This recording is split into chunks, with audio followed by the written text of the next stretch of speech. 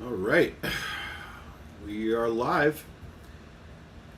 How's everybody doing? Happy Friday.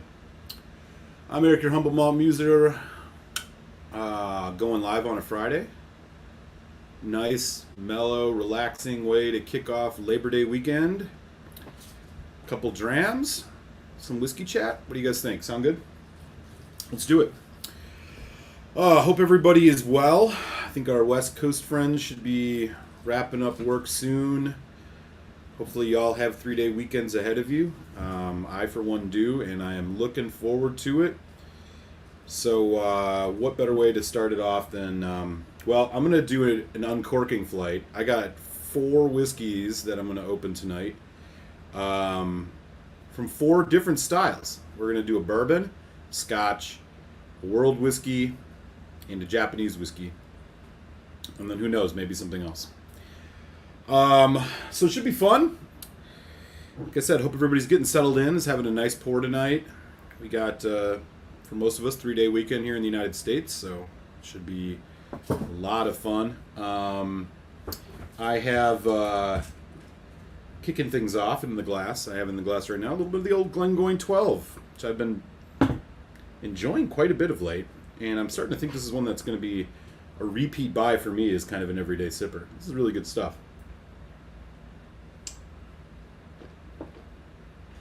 Get the palate started, right? Let's see what's going on. We got 8 folks in, which is cool. Mr. French up in Duluth. Happy Labor Day weekend. You as well, sir. Downer Pass. Went to Total Wine and got myself birthday presents for Wednesday. Oh boy, we got a birthday. Downer Pass out in Cali, man. Happy upcoming birthday. Be curious to hear what you picked up for yourself there. I'm sure you grabbed some gems. Yeah, I'm pretty sure he did too. He does not, he doesn't mess around. He being affected by the fires. Been very smoky, but not near the fire. Oh, that's good. Good. The only clouds here in Duluth tonight are the mosquitoes. Yeah, man, I can imagine. I know all about that.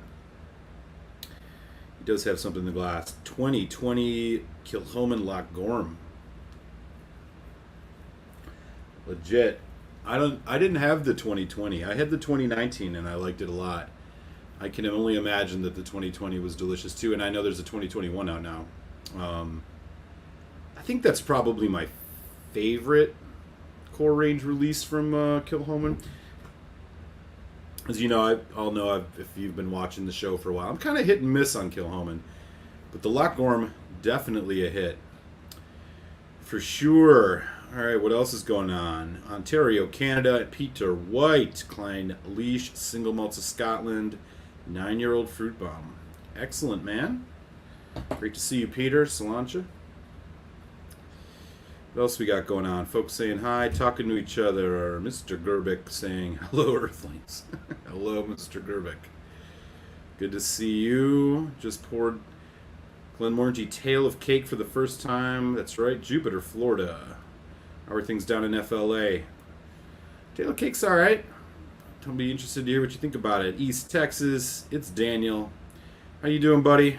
Hope you and yours stayed safe during Hurricane Ida. Aaron Hardiman's in the house. What's up, Aaron? Good evening to you, sir. Whiskey Nose, back at you. Happy weekend. Southern California, Cohen. What's happening out in Los Angeles, City of Angels? How did the Total Wine Hunt go? Yeah, we're all eagerly awaiting that. Callan 12 is what I'm warming up with. I have a few SMWS bottles to open and try out tonight. There you go. Illinois friend Chris S, just south of me. What's up, Chris? Happy Friday. Good to have you with us. Lancia. How about the new 80-year Glenlivet? I did not see that news, but that sounds like unaffordable. I can only imagine. Donner got Westland American Single Malt, Deanston 12, Glenlivet 12, Illicit Still, Oh, that's right. The illicit still. I've seen that. I'm gonna be interested to hear about that one, man, because I haven't seen it much here in Chicago, but I've definitely heard about it, and it piqued my interest for sure. Pickled Hound, it's Jack. What's up, Jack? How you doing, buddy? Great to have you. DH, what sample am I pouring next? Man, I'm assuming you're asking that of Daniel, but what are your options? Nice. I have a few Westlands I like. That my favorite is the Colère. Oh, interesting. I only have one Westland. I have not opened it. Maybe it will get added on to the list tonight. Who knows? It's the peated Westland peated. Amber Fusion. Yeah. Oh yeah, that's a good one. Can't go wrong with Amber Fusion. Did you look at the new Compass Bock Orchard House core range? 37. Shit, that's pretty good. They have another new one out too called the Canvas. Can't keep up with all of those. I think I saw your email on the Orchard House. I just haven't got a chance to read it yet. I'll definitely check that out. Malt Muser, DH has taken such great care of us with awesome Scotch samples. Yeah, he'll do that, man. He's a good, generous man in that way. Sounds like he got some good ones. Vancouver. It's Indy. What's up? You know, kicking off the long weekend here in the States. Y'all get Labor Day? Do y'all do Labor Day in Canada? And if so, do you have off Monday? We have off Monday here.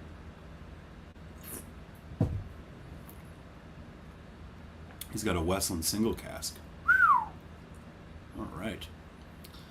Well, that sounds damn good. All right, y'all. So we got 12 folks in, which is super fun. This will be a good chat. Okay, so yeah, I just I got some bottles that I want to open, so I'm gonna do them with y'all.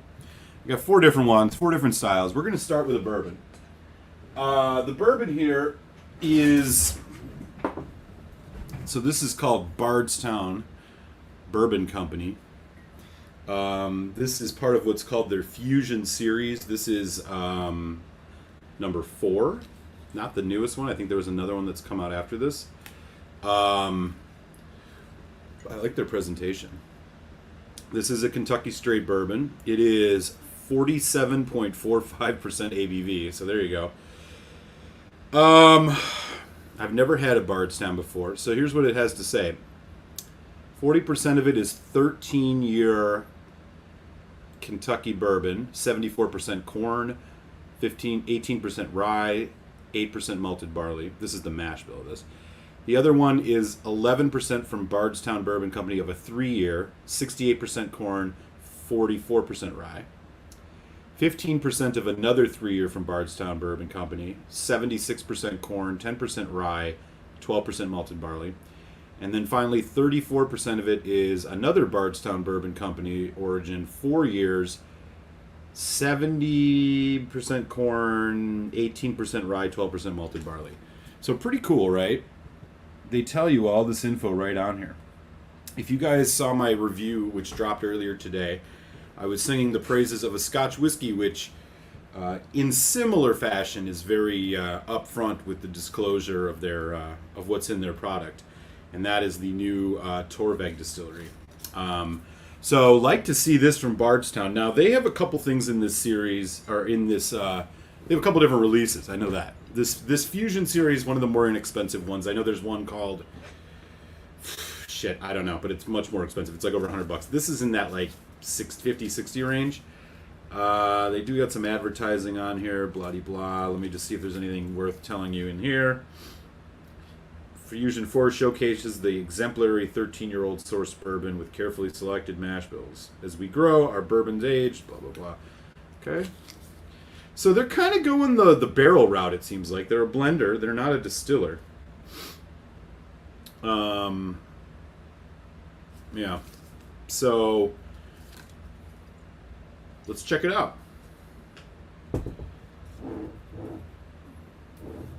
Let's Let's open this up.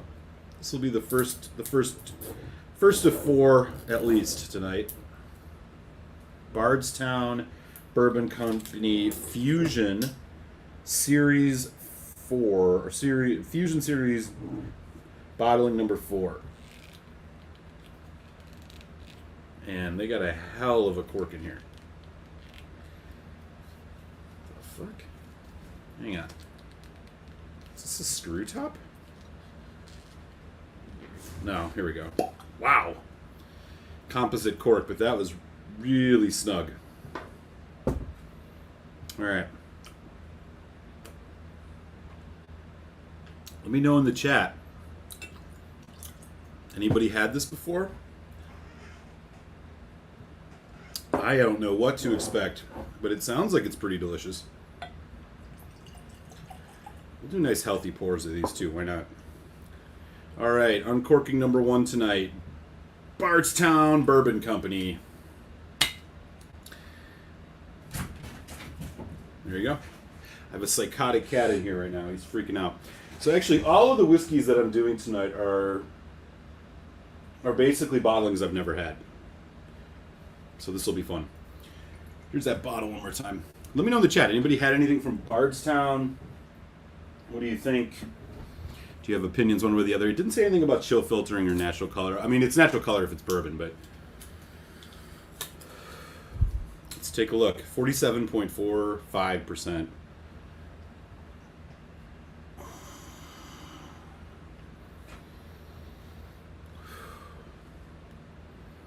Ooh. Nice spice on this. Barrel char.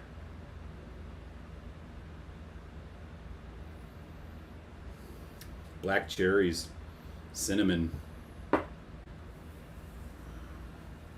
Pretty nice nose. It's reminding me a bit of a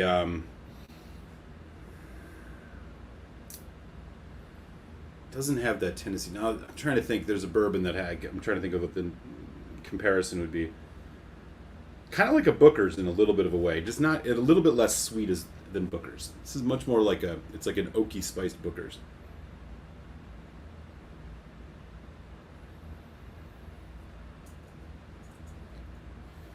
Interesting.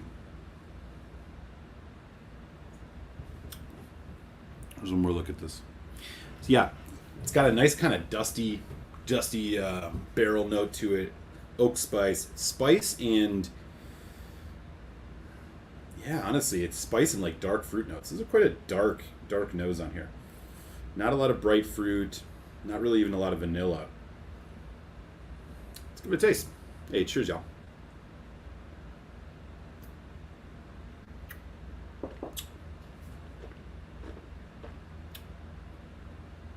Mmm.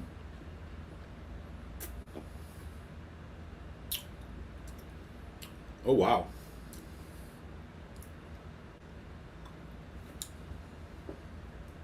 Make sure I got that right.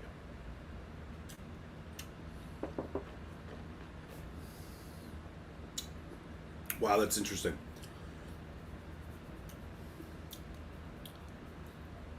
It arrives kind of medium-bodied, vanilla, kind of simple, and then you get, well, not vanilla. It arrives more with like, it's just kind of cinnamon spice, and then you get this huge surge of like creamy vanilla, like almost like a marshmallowy whipped cream kind of almost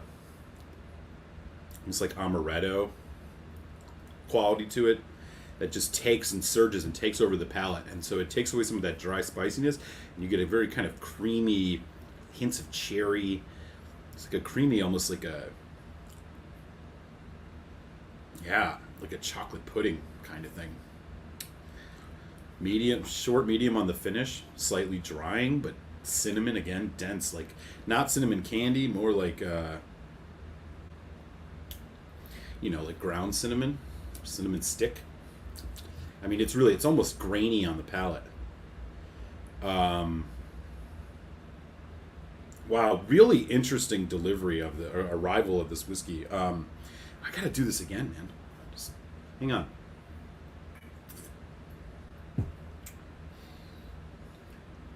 The nose is you know, the sweetness is kicked up a little bit now, but it's mostly just spice. Nutmeg. Cinnamon.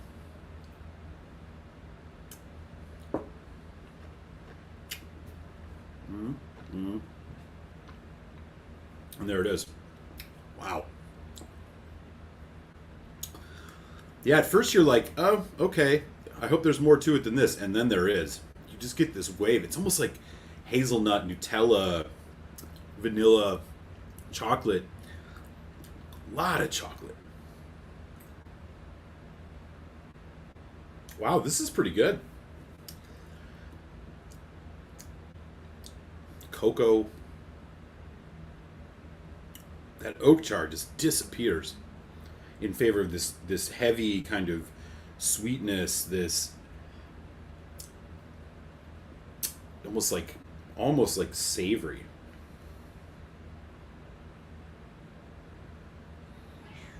Dig it.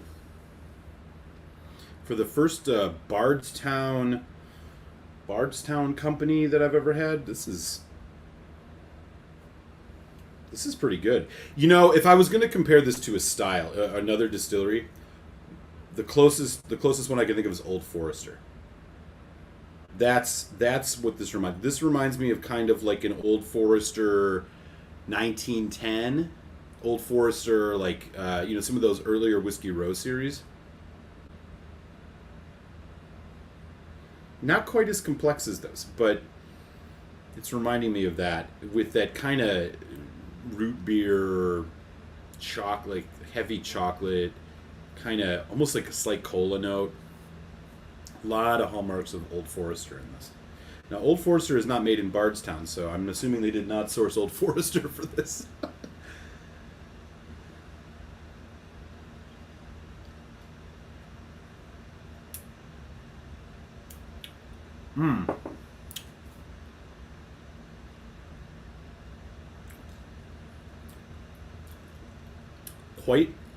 Quite easy on the palate. Deceptive from the nose.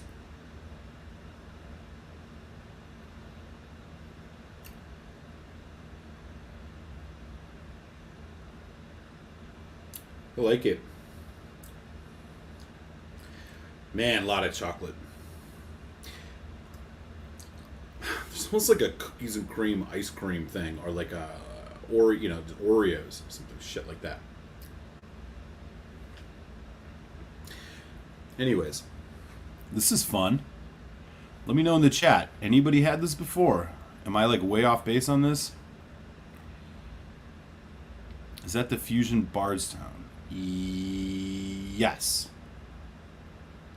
I saw that with Willet Rye in it. Yeah, I saw that. How interesting.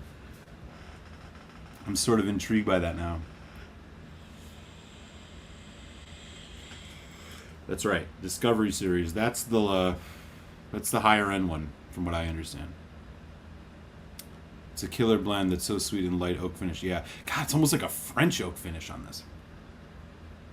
I'm not sure if it's light. I mean, it's light in the sense that it's not too like drying or spicy. You still have the amroot. Yes, going to get it now. Bardstown Discovery is the more expensive one than the other crazy stuff. Yeah. New batch of Edredors, their darkest yet. A bunch of different bottlings in the UK, all crazy dark sherry. Yeah, man. Oh, yeah. Love me some of that. Hey, Bourbon Bounty's in the house. What's up, man? North Carolina. How are you? He's got a Bardstown Fusion. Well, you let me know if I'm like way off base. I don't know if you caught my tasting of it or not. Could hang in with you the other night, he says. Ben Demon Hunter, Alberta, what's up? Good to have you on the live. Oh, that's right. You had your 500th 500 sub thing. Congrats on that, bud. Sorry I couldn't make it. Blackened is in high demand. Yeah, I don't. I never had the other one. I mean, I avoided it just because I just assumed it wouldn't be all that interesting. When I read the story about how they like played Metallica music to the whiskey, I was just like, I don't know. And it's had like a brandy in it, like a like a some type of brandy cask finish. So I was a little bit hesitant on that. I don't actually know. I've not talked to anybody who's had it, but yeah, yeah, he's full of energy. New Laphroaig 22 PX is out. Oh boy, that's a good price.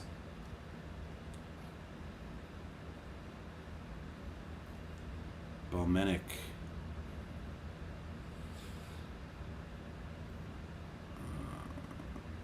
New Deanston 12's cast strength Oloroso. They have a 12 cast strength Oloroso out, huh? I agree. The early notes are flat and then boom. Oh yeah, with the fusion, totally, man, totally. Yeah, that's exact. I think that's exactly. So I'm glad you caught that. Yeah, that's exactly what I was saying. This week opened an Indie Bunahaven Stalisha peated 5-year scraped rechard hogs had 60.1%. Wish I had bought 3. Ooh, that sounds good. Yum, says Mr. French. Dude, you have the palate. I call this the OF 1879 grenade. Okay, so you're on the same page as me then with the Old Forester style. Yeah. Definitely Old Forester style. And I'm starting to get some nice kind of butterscotch toffee notes on this. Definitely. Yeah. Yeah, cheers and congrats for sure, man. 17 Tobermory. Wow, you guys are all over the place. All right. Let me, Gary, NoCal. What's up, buddy?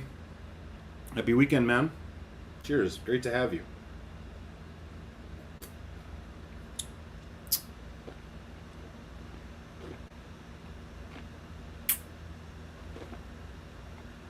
I'll do that.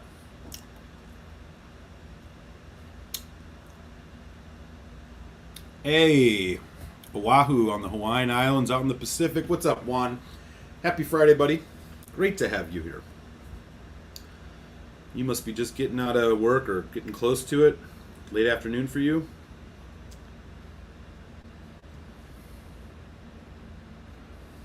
All right. Got a good crew in here, man. Great to see everybody. Aloha to Juan. Yeah. Okay. Well, I gotta say, I kind of like this. It's a little bit lighter than I expected it to be, and for as much rye as some of these, some of the stuff they have blended in here, I don't get a lot of rye on it. But it's nothing to sneeze at.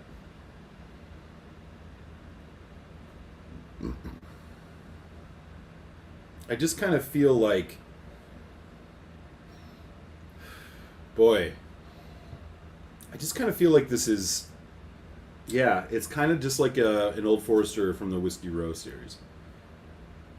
I think it's better than their like 1870 original batch. I'm not sure if it's better than the others, but it's up there. It's got some interesting stuff going on with it. It's making me intrigued about the whiskey that they're blending down there. I mean, I think that, and maybe I'm speculating here, but they're trying to, compete with Barrel, who's been straight up killing the bourbons for a while. There's a batch 30 out now too. I haven't got it yet. Fuck, I barely got to really enjoy the 29. They put too many of those out. They should drop it down to 3 a year. I think they do like 4 or 5. Man, I can't be buying $80 bourbons every other month.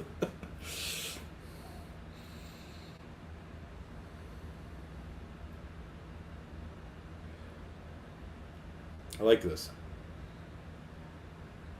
This will be a good one to pour for some folks who maybe aren't big bourbon drinkers, or spirits drinkers for that matter. Just give them the opportunity to get a good tasting of it. It's interesting. But very much like an Old Forester. I mean, that's the closest relative I can compare it to for those who've not had any of these fusion releases from Bardstown. A little thinner, but each one's going to be different.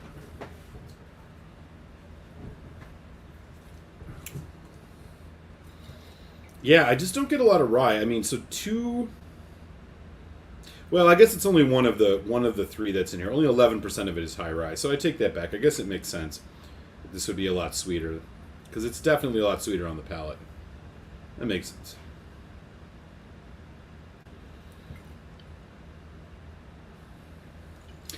Yeah, I mean, I like it. It's definitely shows promise. I like what they're doing with it. You know, stylistically, like I said, I just the Old Forester comparison is just almost uncanny. And man, they really these composite corks they use are like crazy tight. I'm gonna do a little bit more.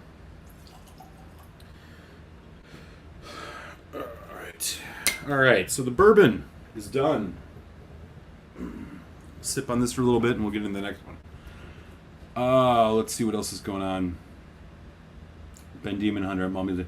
What are you pouring next? Bourbon, Scotch, etc. I'll pour along based on what you pick. So the bourbon is in the glass now. Next is going to be Scotch. Then it's going to be a World Whiskey single. It's going to be a single malt World Whiskey, and then Japanese sherry. So that's what's up next. Aloha S60. I mean, it's like, not to split hairs, but, Old Forester 1910, 1920, right around the same price. I find that these are very stylistically similar. At least this Fusion 4. I can't speak to the rest of them. It makes me kind of want to go for those over this, but I'm not sneezing at it at all. This is quite good. And I love me some Old Forester Whiskey Row Series stuff, so, I like this.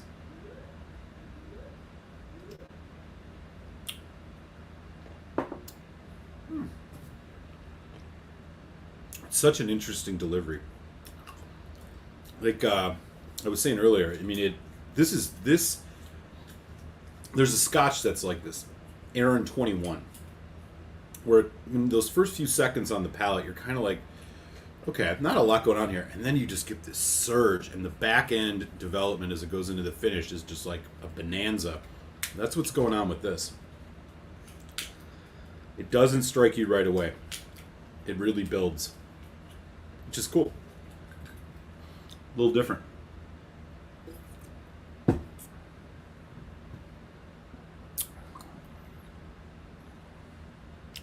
Talking the black, and yeah, you all saw that thing with they're doing something with Willet now. Top D, what up? Ohio, Bardstown Bourbon Company Fusion number 4. Barrel is overpriced. I mean, they bottle at cask strength. I'd like to see it $10 cheaper. I'd like to see it not go above 70, to be honest. 70 I feel like is, in this market, probably reasonable. But, they're like 80, 85 for some of these, and I really like it. I mean, I'll be honest, I've become a barrel bourbon fan, let alone some of their other stuff, which I think, like the Armida, the Dovetail, this new Seagrass, they're all just incredible, in my opinion. But would like to see them a little cheaper. They really push the envelope when it comes to cost for a bourbon, in my opinion. But yeah, so maybe they're a tick too high. Sometimes you'll find them for around 70, which honestly, for a cask strength bourbon of the quality of what they've been putting out of late, I mean, I have batches 24 through 29, and they're all, close to 4-star, if not higher, bourbon. Some of them, the 28 in particular, and the 27 are really good. The newest one is solid, but yeah, I don't want to get carried away with them. I mean, because, what are you going to compare it to? Elijah Craig Barrel Proof, right around that price. I'd still probably go for the ECBP, even though ECBP is a little bit more consistent isn't the word, because I don't necessarily want to say that consistent is a good thing in this. I think one of the things about barrel that's so good is that they're all kind of a little different, but still quite delicious. Whereas I think the range is a little tighter with ECBP. But you know, price wise, what are you gonna do? It's how it is. Oh yeah, not big on Fusion. Bit too expensive, says Top Shelf Dustin. Okay. Yeah, we were just chatting a little bit about that earlier. And then there's another one they do, I don't know if you've had, called Discovery, which is like a much more expensive bottle. Yeah. Fusion is Bardstown's own distillate fused with older stuff that makes it drinkable. So they are doing their own stuff. Okay. Let me look at that again. Oh yeah, I suppose if I read that more clearly, it does say Bardstown Bourbon Company for 3 of the younger ones. So they do have 3 and 4 year. Okay, so basically they're not necessarily doing the same thing as Barrel in that Barrel's not distilling their own juice. But then they have some like rando 13-year-old Kentucky whiskey in here. Okay, yeah, that makes sense. Interesting way to do it than to just source the whole damn thing. I'm sure I'd have one time given less amount. They need to go check, says Ben.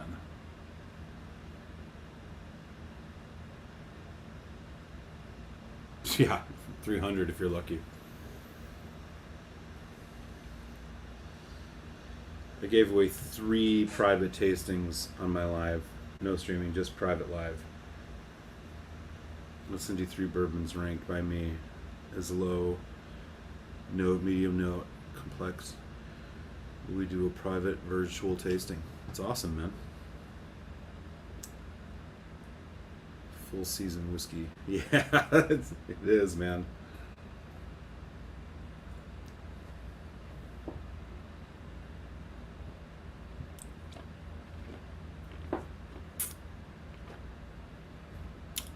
I'm with you on that. Liquor Hound just released a nice review of the Seagrass. Yeah, Seagrass is quite good. Barrel rum, dude, yeah, man. They're too pricey. I see those too. They're like, you know, fuck, man. Some of them are over $100. I'd love to try one. I mean, whatever. Considering what they're doing with bourbon and American whiskey, for that matter, I would love to try one of those. But man, I'm just not like, I don't know what I'm getting into, and I'm just not willing to throw down, you know, $100 on one of their private rum picks. No, I have a sense it'll be good. I'm just not sure. It might be good, but I just am not into it, you know. And then I got this bottle of it sitting here that I spent $100 on. I don't got money to throw around like that. Seagrass is good. That's why I'm reluctant. Yeah.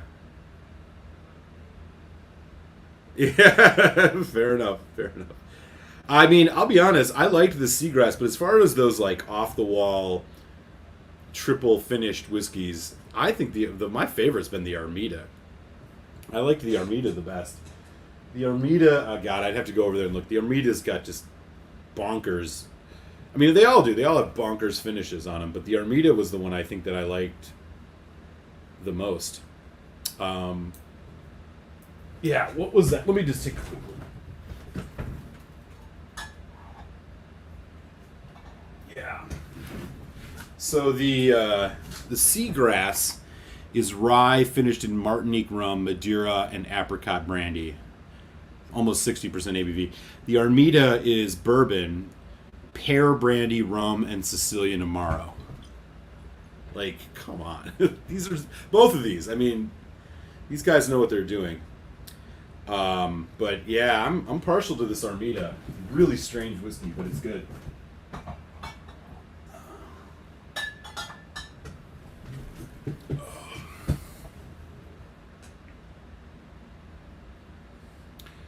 Liquor Hound just came to my neck of the woods. I went to my local honey hole and bought some of the things I was Letting sit until. Are you serious?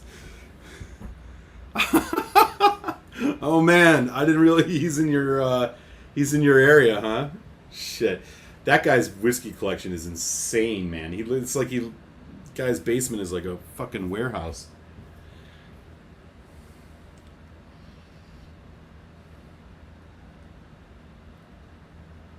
True. I'd be curious what you think Barrel puts out that's subpar, though. I've not had anything of theirs that I would say was subpar. Par maybe, but I don't even know about that. I think the bourbons, the 20, batch 25 through 28 are above par for sure. 29, I'm not quite sure yet. Man, this is getting some nice tobacco leather notes out of this now.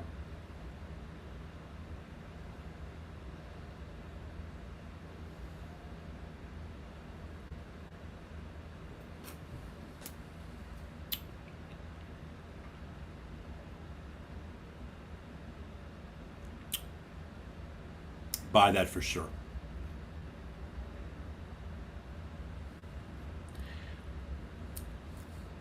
Barrel batch 28 at Costco for 55. That's, yeah, I would buy that for sure. I mean, it's Dickel. There's definitely Dickel in it. But that's a $55 worth spending. Barrel vatted malt is well worth. See, I haven't had one of those. I've seen those. They have one out now. They're selling at a place that is in Isle of Peated casks, which is, God, I'm just like, shit. I have to try that. Blended with wild turkey. Dude, yeah, Cohen, I would buy that for sure, man. 55 on the barrel, bourbon 28. Absolutely. Have you ever thought about doing a collection? Yeah, honestly, the reason that I don't is just because it seems kind of like a pain in the ass. I just need to get the inspiration to do it. But I mean, if people would be interested in that, I could do that. I mean, most of the stuff is here. I have like maybe 6 bins, maybe 40 bottles that aren't up here. But like, these are all doubled back at least. So yeah, that'd be cool. Maybe I should do that. I don't really probably have anything that's gonna like wow anybody. The most rare bottles that I have, I mean, I have a Lagavulin 16 White Horse from the 90s. A couple old Laphroaig 10 cask strength, Laphroaig 28. I got some old Lagavulins, some old Kalilas. I don't know. I don't know how interesting it'll be for everybody, but fuck the finished bourbon, malted barley's where it's at. You're talking about barrel? All right, man, I'm sold. Sign me up. Some barrel rums are $2.50 Jamaican, and they won't say who it is. And I know, yeah, it's not Hampton. Yeah, you're right about that. That is one thing about them. I wish they were more forthright on their bottles. Like they could. I wish they would tell at least more about where they source their stuff from, but it is what it is.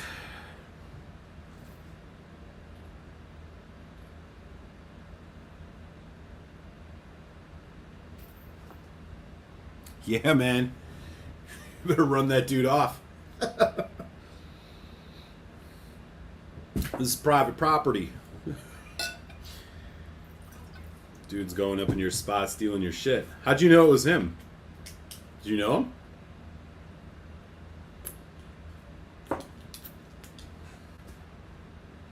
Top D. Liquor Hound story. Back when he was a mailman, he went into a store while 2 guys in suits debated buying Rip Van Winkle. 23, he bought the store out of it and went to the next store. Yeah, I don't blame him. Dude, that guy's setup is just crazy, man. I don't know how he's put all that together, but hell of a collection.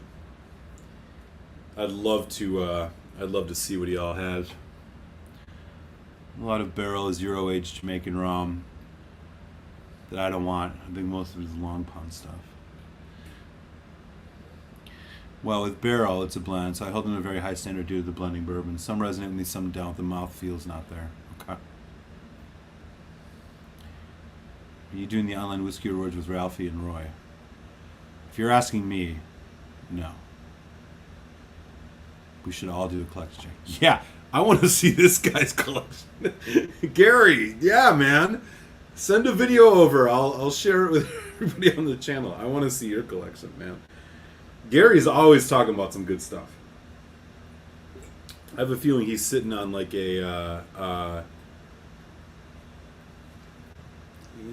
maybe Gary's got like a Liquor Hound sized warehouse in his basement. All right, y'all. We're gonna get into the second uncorking of my 4-bottle uncorking flight. So the next one we're gonna be doing here. This is a independent bottling from That Boutique Whiskey Company. This is a Glen Elgin, 9 years old, bottled at 48.1%. That is all I can tell you about it. It's batch 4. There's only about 820 bottles of this. So if you're familiar at all with Glen Elgin, share your thoughts. We're going to uncork this Glen Elgin right now. Not a name you hear a lot of, or a distillery you find bottles of very often, for that matter. I think a lot of their stuff is used for blending, but I got an indie bottling of some right here, and there's a reason I bought this. I tasted this probably about 2 years ago, or I tasted a similar one a couple years ago at a Philadelphia Whiskey Society event, and found it to be really, really intriguing, and so came across one. I've had it sitting here for a while. Let's give it a try.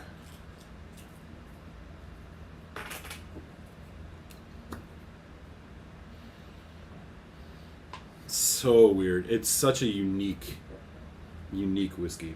I gotta get a fresh glass for this. Here we go. Glen Elgin. Speyside. I know that much. I think. Should be a Speyside, right? Yeah. Let me know in the chat. What do folks know about Glen Elgin? Here we go.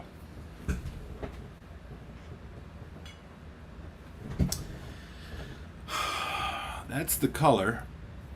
We can only assume this is natural. That's a pretty natural looking color. Quite light.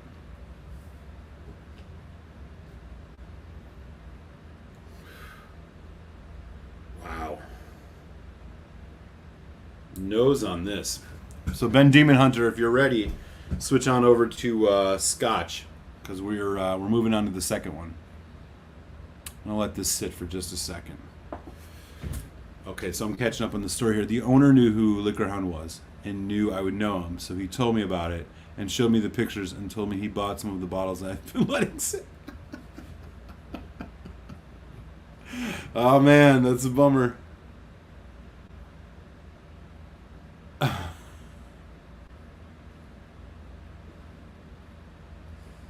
He was buying Weller, Antique, and Elmer T. Lee's back when they were $10 a bottle. Yeah, jeez. Wish we would have all been doing that.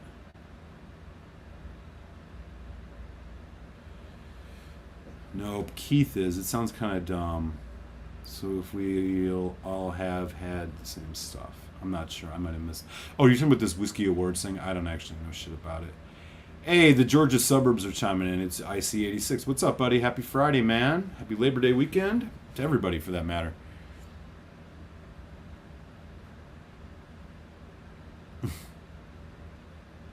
Appreciate that, man. Appreciate that. If y'all haven't noticed, we're at, 16, 17 folks in. It's great. Glazer uses it in Compass Box Myth and Legend series, says Gary. You're talking about Glen Elgin. I tried to do an inventory of my collection. Jesus, man. And that's probably mostly bourbon, right? I mean, obviously. You guys are going to have to bear with me. I keep doing this. I'm having some crazy shoulder pain all freaking week. I don't know what the hell happened, but I'm dealing with this.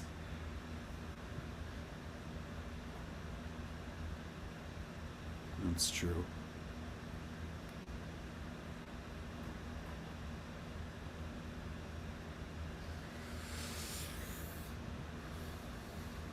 Yeah, that is strange. He definitely, yeah, that makes sense. Pouring the the Cartangia SMWS. It's part of La Colombe, an 8-year-old ex-bourbon. Okay, keep us posted on that. Peter White says I could have somebody with the agendas, but I don't care. Yes, Glen Elgin. Okay, great. Yeah.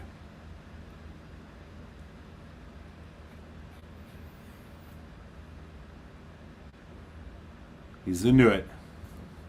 Good deal. Okay. So, anyways, what we got here, this is a That Boutique Whiskey Company independent bottling, Glen Elgin, 9 years old. And I will tell you, man, there is the fresh fruit note in this of like pear and melon is the strongest I've probably ever had on a single malt.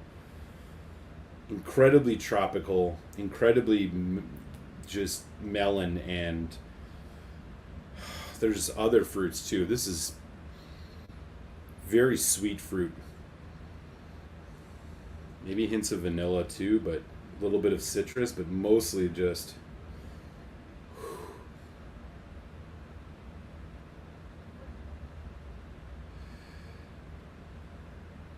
floral too. If I was going to describe this in a couple words, fruit, yellow fruit, tropical fruit, and floral. Glen Elgin.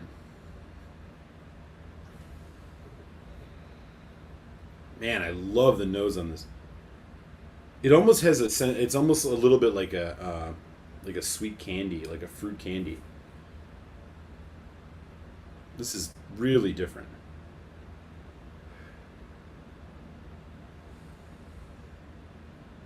All right, let's give it a taste.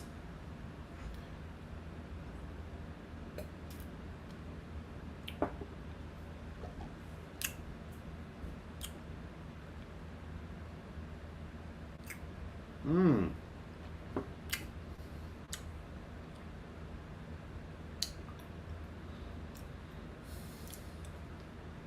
Wow. Wow, this is really good.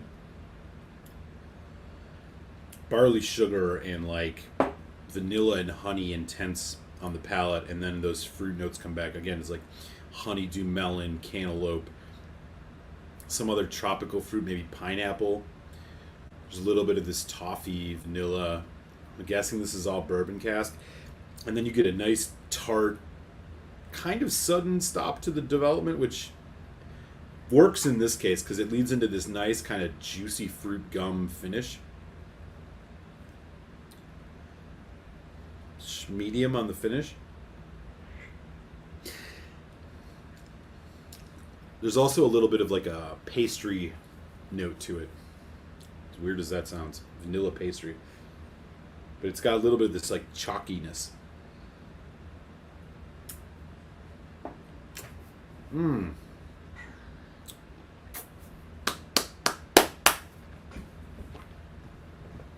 Mmm.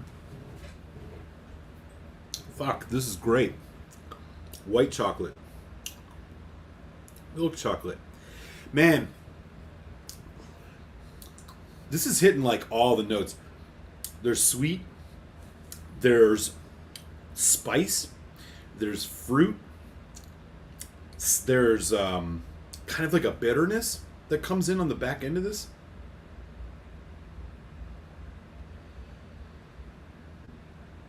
Man, I'm really liking this. Nice lingering kind of chocolate and fuck, it's getting hot in here. Chocolate, almost like graham cracker. Y'all, let me know in the chat if any of you guys mess with Glen Elgin, or like have had it straight up, like not just in a blend, because this is some really interesting stuff, and this is only 9 years old. I'm impressed. It has some kind of it has some kind of Craigellach-y Glencadam quality to it. That kind of raw, elemental notes that you get out of those.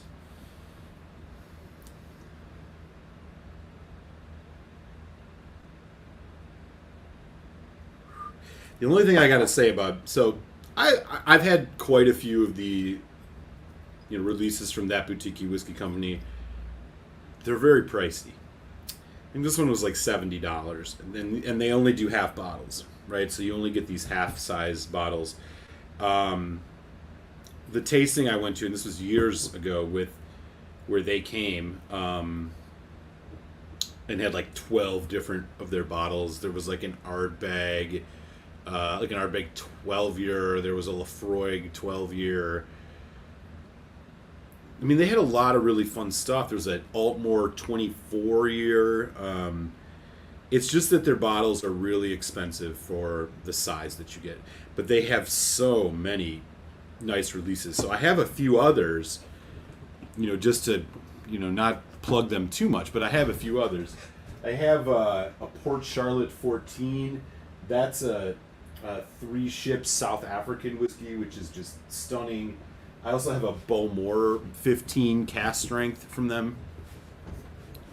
So those are all really good, and this Glenelgan is no exception. Really tasty, man. I mean, this whiskey's just all over the place. If anybody's had any of their stuff, I'll be curious to hear what you think. But if you like a nice kind of floral yellow fruit, and then some of those kind of just barley notes, that cereal grain, the like a little bit of that bitterness, sourness you get off like a Craigellachie or a Glencadam, even like a younger Annock. This Glenelgan is right there. Really unique, complex, and at 9 years old only on this, man, I'm digging it.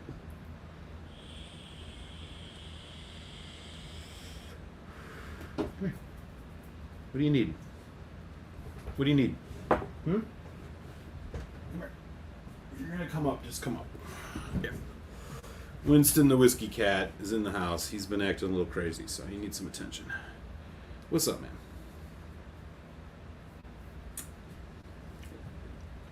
Man. I'm really impressed with this.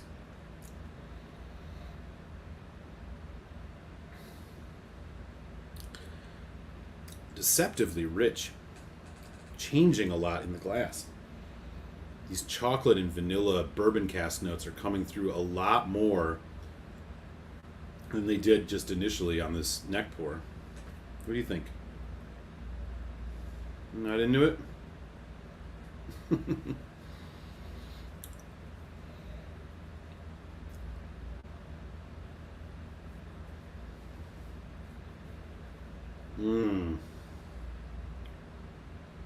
I'm definitely I gotta do another pour of this. Let's top this off. What do you think? We're gonna try some water. Man, major pluses on this Glenelgan. This is one of those whiskeys where you maybe if you're getting palate fatigue, this will just jar you right back into place. I mean, it's just so different.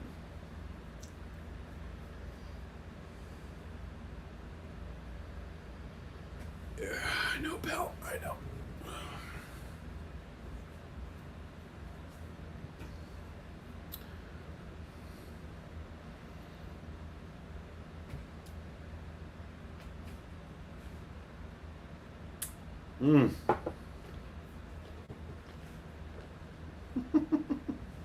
All right. I'm gonna move you. You're hot. Make yourself comfortable or not. I don't know what you want, but yeah. Anyways, so the Scotch uncorking tonight for this little flight is a real hitter. I'm a big fan of this Glenelgan. I don't know how this isn't a whiskey you could really drink all night. I think just because it's got the flavor is just so unique, and I could see it kind of wearing thin. But man, for just a couple pours, this is great whiskey to throw into a flight. Again, 48.1%. I mean, these are all natural color, non-chill filtered versions of everything. They also have kind of cool artwork. This one's not the most interesting, but they have some of them have a lot of their much cooler artwork on them.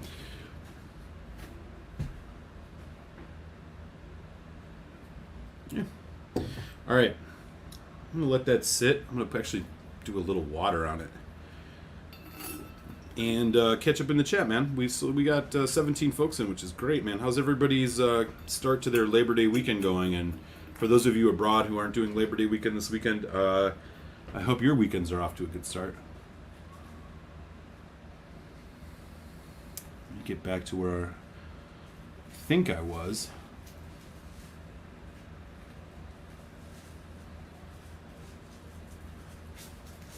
Okay, here's where we were. Top Shelf Dustin, the marketing. Andrew Page, New Jersey. What's up, brother?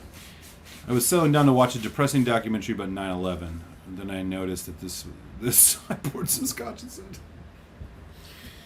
yeah, that's the right move. I'm probably guessing which one it was. It's that one on Netflix. It is depressing.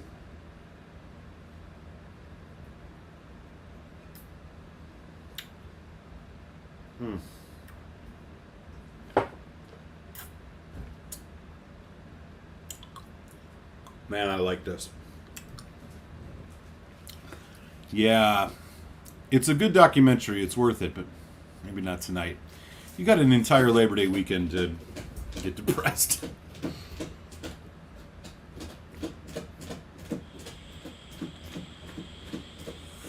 Yeah, everybody is in concurrence. I think I have enough juice in my house to burn it down 3 times over. If it good call.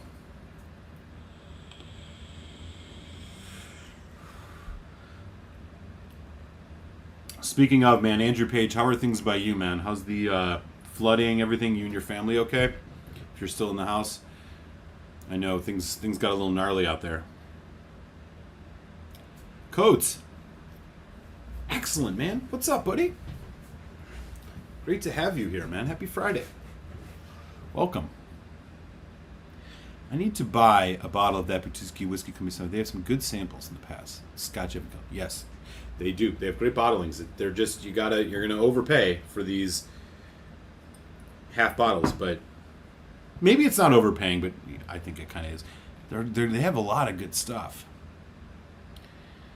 Chris says Eric keep sipping, them shoulder pains will go away.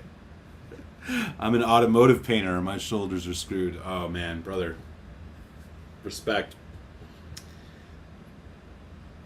Yeah, I don't know what the hell happened. It's like I woke up one day. It's like I slept wrong, but it's like that was 5 fucking days ago, man. Still just hanging around. I don't do manual labor for work, really. So it's not like a motion thing. I don't know, man. I'm just getting old, you know. Older. Pineapple, marshmallow, orange, that cinnamon. Dude, you know Daniel's going to be hyping on that SMWS, man. He's got some good stuff. Glad you're enjoying it. At Bourbon Bounty says, Gary, I did, but didn't buy it. And why flammable? I don't like that.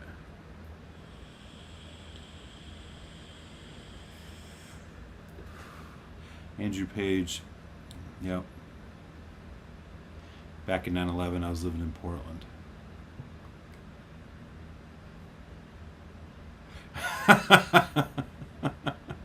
I'll make sure to delete that from this record. Donner's loving his Boona, man. Hell yeah. Donner's got a birthday coming up next week, y'all. Show that guy some love. He just did his birthday shopping. Total Wine tonight. He's heading off to, hey, man, enjoy your dinner. Gary, always great to see you, buddy. Thanks for stopping in, man. Enjoy your meal. 6-year Ben Nevis, 8-year Kleinlich. Nice. Very nice. It is. It is indeed.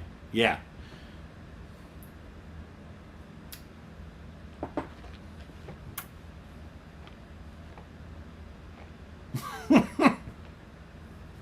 don't kill only because they can. Yeah, the domestic ones, although there are plenty in their genus that certainly can kill. Not this little bastard, at least, but either young and not that cheap or old and expensive. Yeah, exactly. Donner says, I got a gray cat laying between the keyboard and the screen here, too. There you go, man. They're the best. Coates. Glenelgan's nice. I have a couple from other bottlers who aren't pretentious and overpriced. Interesting. I would be curious. I mean, this is really doing it for me, so I definitely am going to be looking for more. Yes. I believe that's the case. I think somebody mentioned earlier, this is something you see in, some of the Klein Compass Box blends. I don't know. I mean, I never see it on the shelf, so I'm assuming it's mostly a blend type thing. But they do have these indie bottlings, and boy, let me tell you, this one's really hitting. Coach says, oh yeah, okay. Got you. Yep. Distillery 85. Is it good or just switching from bourbon to scotch? I like it. Yeah, I'm really liking this Glenelgan. Very much. It's very true. There's, I love dogs. I love cats. Just generally love animals. I grew up with both. But there's a great documentary that came out. This must have been 4 or 5 years ago. It's called Kedi, K-E-D-I. I encourage anybody to check it out if you like a good documentary.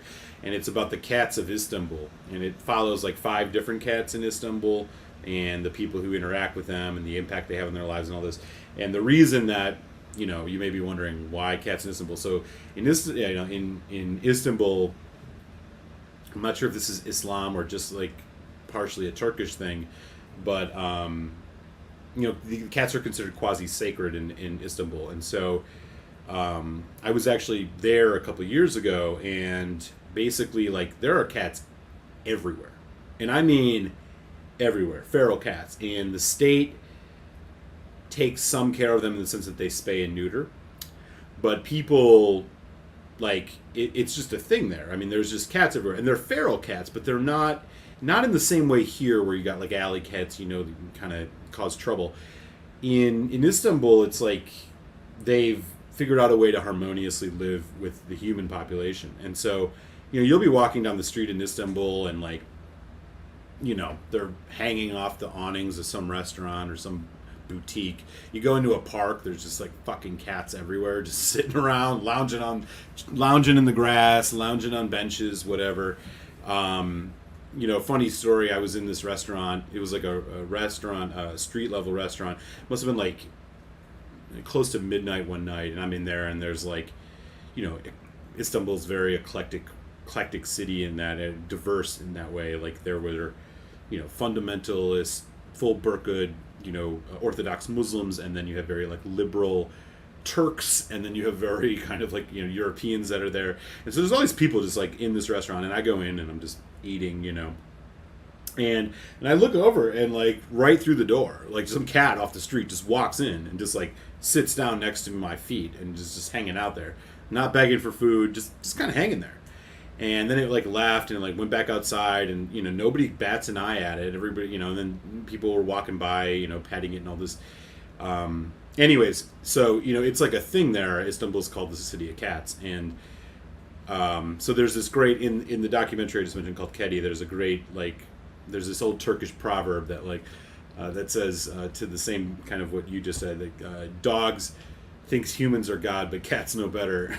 Which I think is apropos, given the given IC86's comment here. Yeah, it's very much the case. They don't. They go by the beat of their own drum in many ways. Freaking tired. I'm gonna be up in the morning to play disc golf. Hippie, that sounds fun. That's why I'm a dog person, says Ben. Hell yeah. Oh yeah, it's all 9/11 disaster porn on cable crap this month. Yeah. Cohen at Malt Muser. Lots of football tomorrow. Your Badgers got a boon. You know, I am not much of a college football guy. I don't follow the Badgers very much. I honestly, I'm honestly really focused on baseball right now. With the Brewers playing as good as they are, we just took 3 of 4 against the Giants. So you know, I'm kind of still in baseball mode. I've never followed college football that much, and it might be because I was from Milwaukee. I didn't go to Madison, and like you know, my family didn't, so I don't know. But go Badgers! I know a lot of folks are ready for this. Yeah, dogs are the best. If I want to live with another animal that doesn't really care whether I live or die, I'll get married again. Too funny. I like both dogs and cats, he says. But I'll get married again. Oh my, yeah, that's a good one. My favorite That Boutique Whiskey Company sample is from Glengoyne 9 cask strength. So much better than the Glengoyne cask strength that I have. That's good. Hey, Texas is in the house. Zach Andrews, what's up, buddy? How are you, man? Great to see you. There are 2 ways to get hurt in life: doing physical labor or work. Not doing physical labor or work.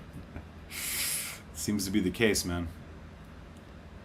Lots of flooding around here.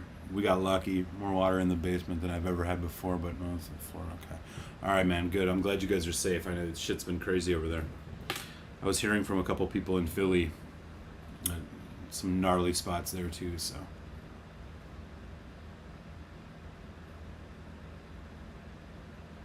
Calumet 15 is really good bourbon. All right. Never in a rush, man. Dogs think humans are God, cats are insulted. The only reason cats care when you come home is because you're intruding on its domain. Yeah, I mean, that might be true. Winston, I adopted him, rescued him rather, you know, about 2 months ago. So it's, I mean, I grew up with cats, so I'm familiar with them. But he's a Russian blue, but he's mixed with a long hair, and he's quite a friendly one. For the most part, I can't have dogs here, so cat's the logical choice. But I probably would have got a cat anyway, just personal preference. But I got no hate for canines or felines, for that matter. Boo hiss. Did you guys beat? You guys play the Giants tonight, or did you guys already win? I haven't even looked at the scores. Oh, they will make the playoffs. They will. Yeah. They're gonna. I think they're better than the Padres, but we'll see.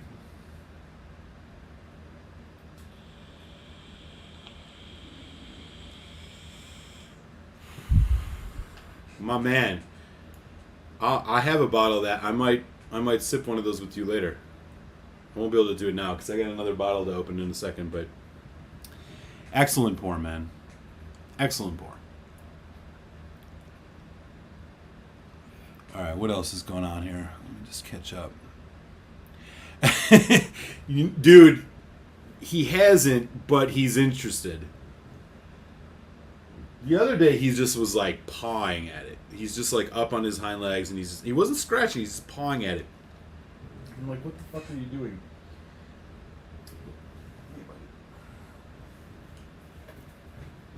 I don't know. I'm sure sooner or later he's going to get interested in it. For the records, I also love the cats. I have had several. Oh, cool. Very cool.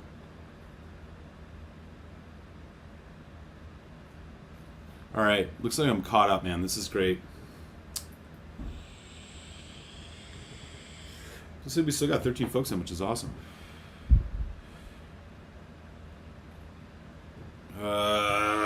Boo. I don't want to hear it. You got to get the path to your World Series is going through Milwaukee, my friend. Don't sleep on the Brewers. You probably have the edge with bats. Starting pitching, you have the experience in the playoffs. We might have the bullpen experience, but we'll see. I feel confident that we can at least make it a series. Okay.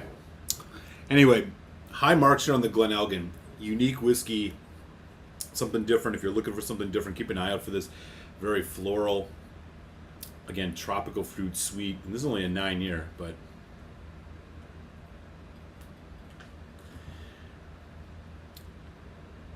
dude, the Brewers are 30 games above 500. That's how they're good. Kansas, I mean, you know, we also just took 3 or 4 against San Francisco, the best team in the league. So. It was a different season. It was a different time back then. No. Let's do it. I'm ready for it, man. I'm ready for it. I am here for that. I am here for a Brewers-Dodgers series. It's going to be the $300 million payroll against the $20 million payroll. I mean, I know I'm embellishing on both fronts, but you get the point. Don't sleep on the Brewers. We have 3 pitchers with under 3 ERA. 3 starters. 3 starters in the top 10 strikeouts this year. Look out. It's the best Brewers team I think I've seen in my lifetime. Yeah, dude. I mean, what do you want from me, man? I'm from Milwaukee. I'm going to bask in this for at least another 3 years. Kidding me? All right. Glenelgan. That was good. Big fan of that. Okay, so here's what's up next is the World Whiskey. And what I have here is the artist formerly known as Milk and Honey Distillery, but is now known as M&H. M&H Apex Single Malt Whiskey, white wine cask, small batch, bottled at 61.2%. M&H Distillery is the first whiskey distillery to come from Israel. It is M&H is in Tel Aviv, and this whiskey is bottled, like I said, 61.2% ABV, non-chill natural, which is rad. Let's see, a bunch of stuff about their distillery itself. It's a relatively young one. This one is coming in at, here's the packaging. Pretty cool. Small batch, single malt whiskey grains, distinctive character from local Chardonnay wine casks in Israel. So it's Israeli Chardonnay is the white wine finish on this, or the white wine cask. Let's see. It doesn't say how long it's been in the white wine. Let me see if I can find out some other information here. It is, it's about 3 years old. First batch, 61.2% non-chill natural. So it is a cask strength, heavy hitting, white wine, matured. Lord knows it doesn't say how long it was in white wine. Here is the bottle. Apex. This is part of their Apex series. So this is what's next up here.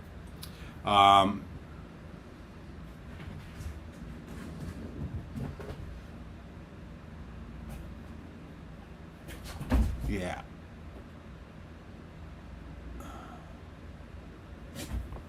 Oh. Coates is heading out to watch the Royals. There you go. I do want the milk and honey. Yeah, they're no longer called that. Apparently they just, I think they're kind of learning their progress. They're learning how they want to do this here. They are now just called M&H apparently.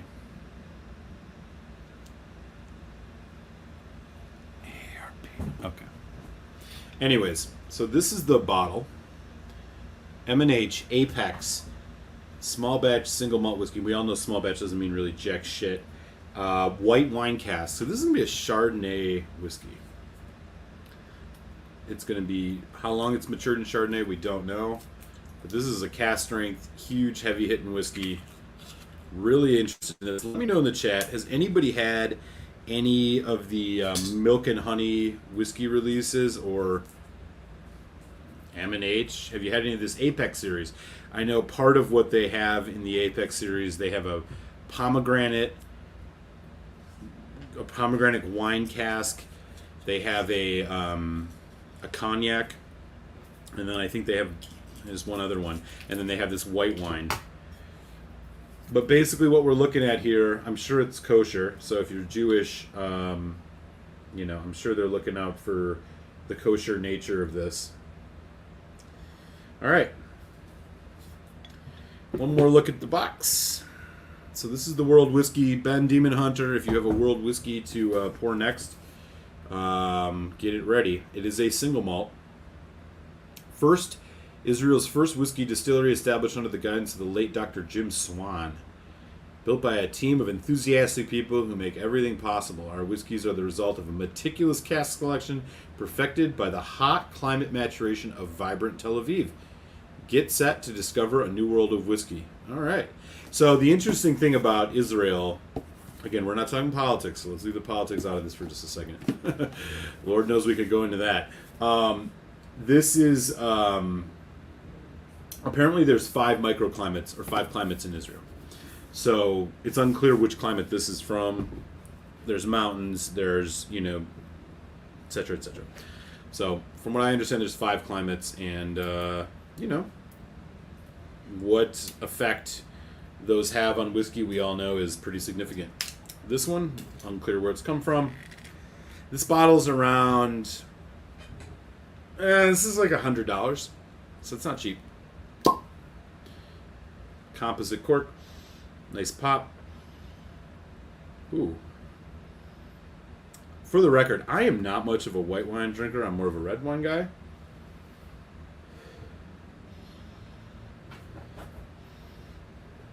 Man, there's a funkiness to this.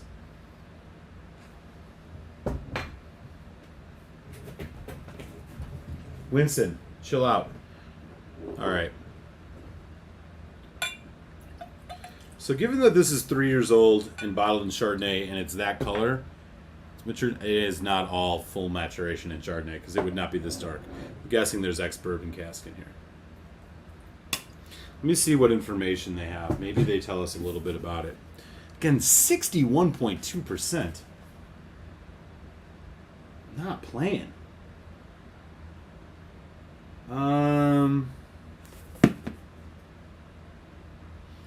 We Composed Apex, exclusive opportunity for limited edition whiskeys, culmination of years of work and research, blah, blah, blah. It doesn't say. I'm going to guess this has got to be a combination of probably ex-bourbon and then in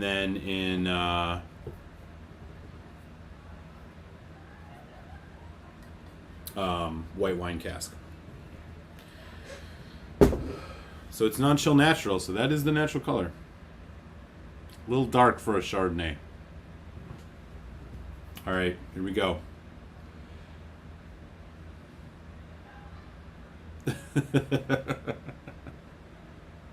Yeah, apparently. Yeah, there are apparently 5 climates there. Here we go. Let me know in the chat. Anybody had milk and honey or what is now known as M&H?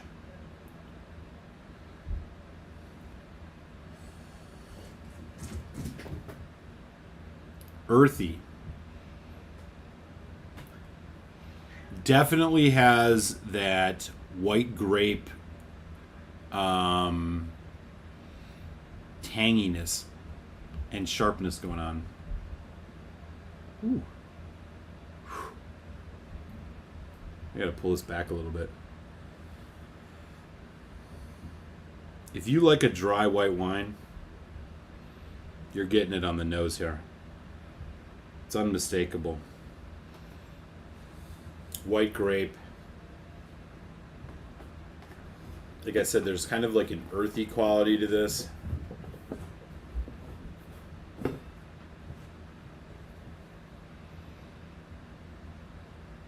Pears. Peach.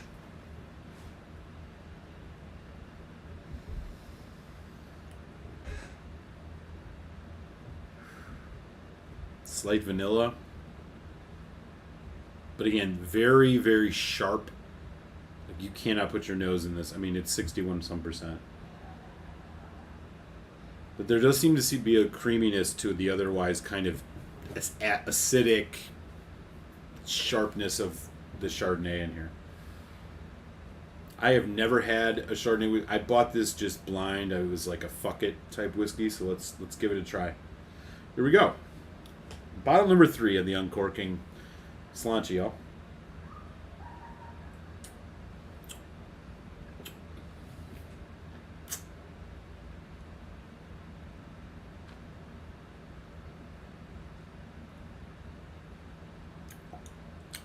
Wow.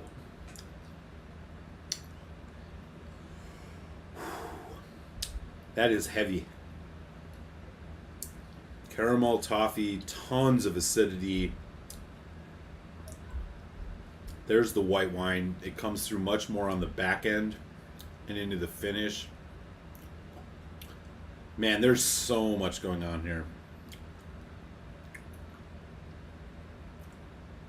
Wow.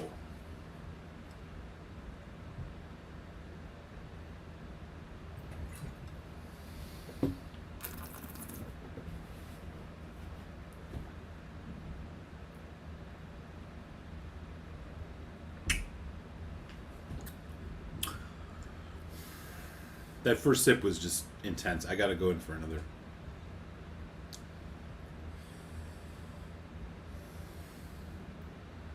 God, lemon, man. A lot of lemon here.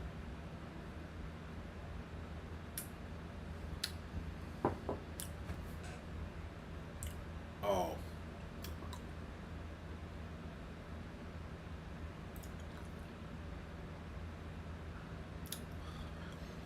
So here's what I'll say: the white, everybody's probably had Chardonnay who's sitting in this chat right now.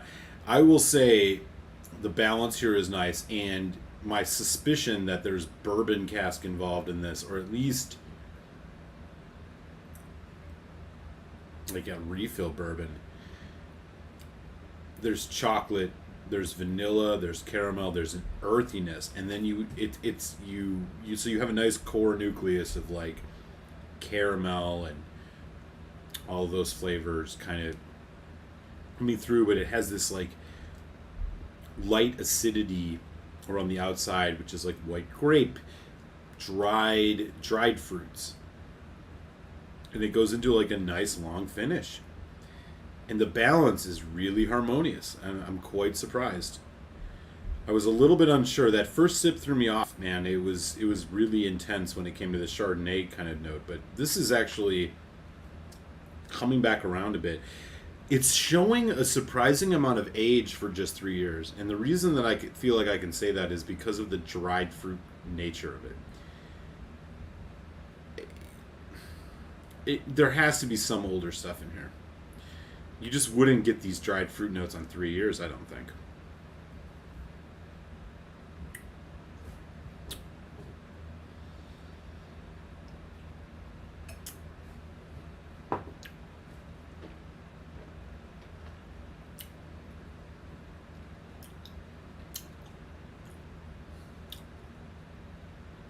Wow. It's very rich, very bold flavor. I'm going to say this. I mean, you can smell a bit of the youthful spirit in this. You can smell some of that. I don't know how you guys describe it, but there's like, it's kind of like a concrete note, kind of like a musty. I don't know how you would, yeah. You just know it. You know when you smell something that's young, because it's almost the same through all young barleyed whiskeys. But the casks on this are exquisitely good. For a 3-year-old whiskey, the richness here is huge. The complexity is there. You're getting a lot of bold flavor, which makes sense given the youth. But I'm telling you, there are dried fruit notes here, even with this Chardonnay, which I'm telling you is not dominant. At first, when you first smell this, it's like all I smelled is Chardonnay. But after the second sip, it's an accent. It's not the event, and that's what I was hoping for. Because I feel like otherwise it would just not work. But what it's bringing to this is another dimension of acidity, of like a sharp kind of freshness, a white grape freshness that, and a bit of tang that you otherwise wouldn't necessarily get in a malt whiskey. This is working. because the nose now, going into it now, it's almost dominated by your kind of classic bourbon notes, with an earthy undertone, which I don't normally get, and then there's some nice grape in the background.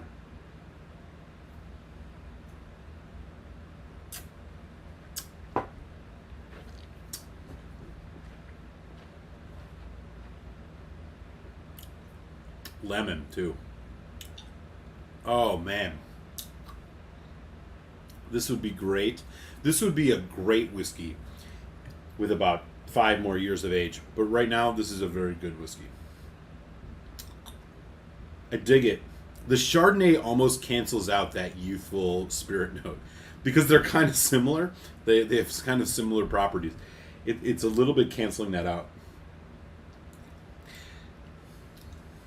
Young, yes. But there are good casks here, and I think the casks, as we've seen with things like Octomore, can do wonders. Wow, the dryingness of this is it's in a different way, man. It's not leaving your tongue like feeling like sandpaper. It's more like your top of your mouth. You get a little bit more of you can tell that there's like a dry, like something just happened. It's like the echo of something that just happened, but it's not that tannic dryingness. There's little pops of grape, brown sugar, vanilla. I mean, even little hints of tropical fruit.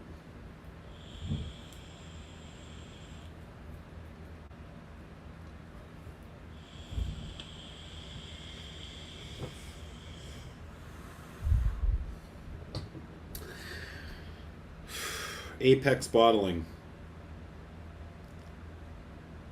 Aged in hand-picked traditional white wine casks from one of the best Israeli boutique wineries, unveiling magical flavors derived from local Chardonnay wine casks.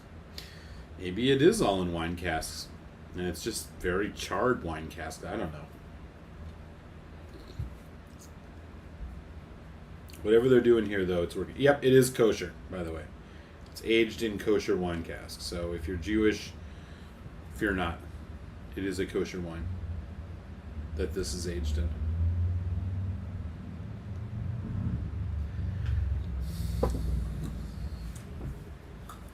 This is an interesting one. I love a good world whiskey.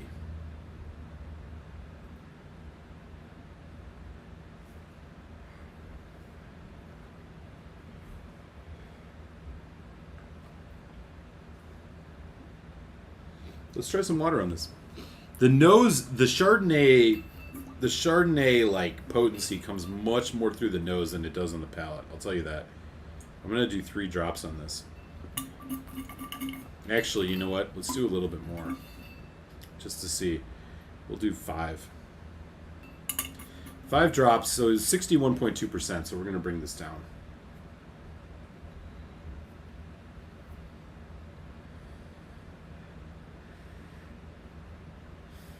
Coconut, white grapes, green grapes, raw toffee, like maybe even like a little bit biscuity, like honeyed biscuit, dried apricot, dried peach. Still a bit prickly even with 5 drops. I feel I can get into it more. It smells like a very light, fragrant, floral, and a little bit of that sourness, a little bit of that sharpness of the Chardonnay cask. It's there, but it's not overtaking this. All right, here's a taste with water.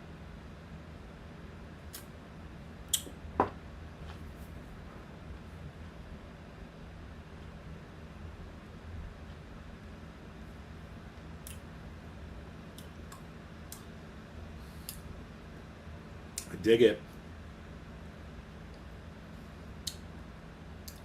If you like acidity and you like things on the more sour citric side of things, especially on a finish, this is a good whiskey.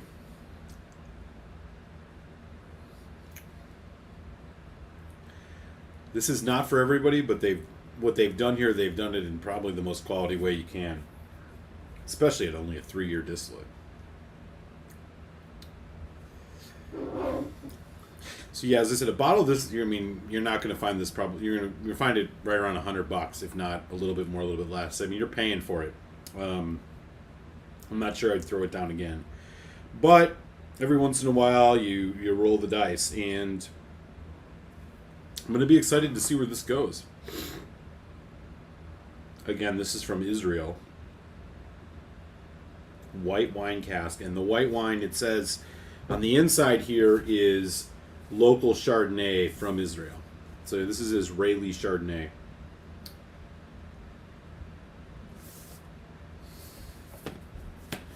And this is part of their Apex series. There's 4 different malts in their Apex series.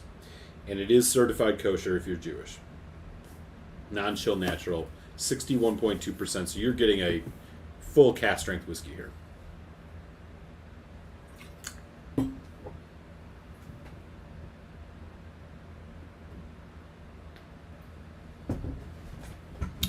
Dig it. Pretty fun.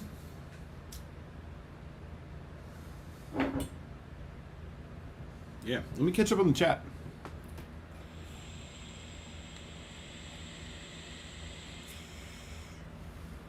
There's some good baseball talk going on here. Seen some M&H in LA. Yeah, I mean, this is the first M&H I've had. I know they have some that are much more inexpensive than this. I did kind of splurge on this because I was excited by it.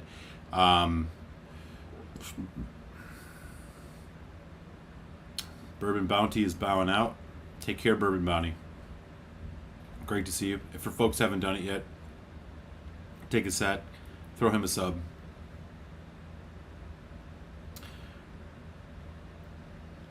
Oh man, he's in his SMWS Glen Scotia mode right now. Nice. I don't know how far I am behind. I'm sorry.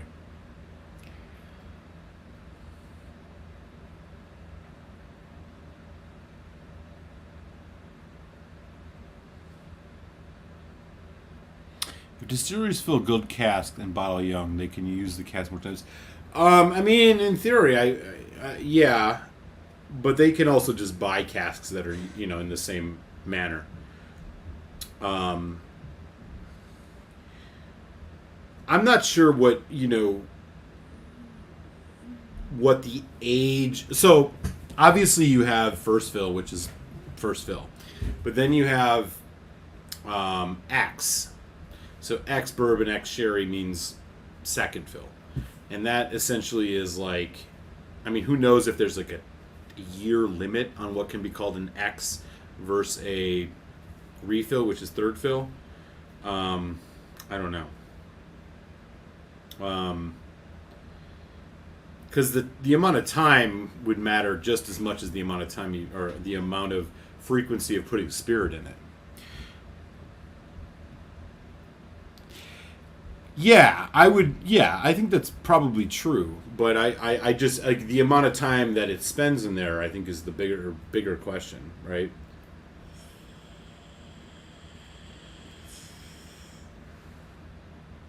Right around 100. Yeah, this is on the higher end of the M&H stuff. This has honestly been a relief spending time with y'all. Eric, my music seriously soothing to the soothe mental daily today. Yeah, hey man, cheers. Back at you, brother. Didn't know you were a monk. No. I'm not a religious person. I meditate, but I'm not religious. I'm spiritual. That's the word, spiritual. There you go. Well, mission, of course, right?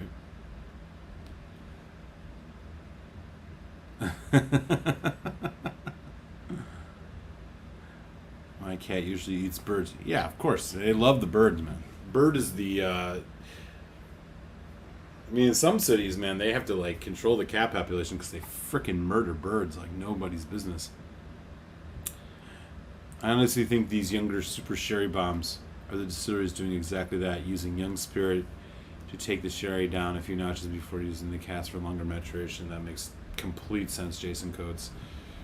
I would emphasize that. I think you're absolutely right. I mean, that's just it. The age-old question, like, do age statements matter, right? Like, my general feeling, and I'm no expert, my general feeling is an age statement's better than not, from a customer perspective. But from a whiskey quality perspective, I'm not convinced. I think the majority of NAS whiskeys are probably trying to get away with something. Yeah, I mean, you see this all the time. You see them take a good age-stated whiskey and drop it down to a non-age-stated, and it loses some of its quality. That's true. Conversely, there are some very young whiskeys that don't put age statements on that shine. Ardbeg Uigeadail, Corey Frecken, two examples. Laphroaig Lore. I mean, the list goes on and on. I mean, you can do a list of NAS whiskeys. Also, and this is what I think is most crucial, is it doesn't even need, like, the NAS, can NAS whiskeys be high quality question can be answered not just by using examples of NAS whiskeys, but you can also use examples of young whiskeys that, because of the cask quality, are stellar. Look no further than Octomore, which is one of the best examples. And I was an Octomore. I was not interested in Octomore for quite some time. I kind of stayed away from it, both for the price, and I was like, I'm not buying this. But let me tell you, like, the Octomore stuff, it's pretty damn obvious.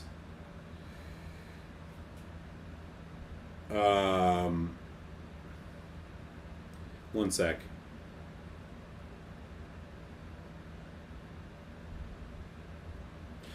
With Octomore, it's pretty damn obvious that, like, the quality of the barrels that they're using there are making that whiskey much better than it should be for the age of the spirit they're putting in. Some of those are 3 years, some of those are 5 year, and they drink just incredibly. And that's because they use high quality barrels. I think this M&H, for example, is, tiptoeing around that a bit too. It's right there. So young spirit, cask quality might be the most important thing, followed by age, right? If you were going to do a hierarchy, then ABV, or maybe it's cask quality, then ABV, then age. Who knows? But I think cask quality beats age.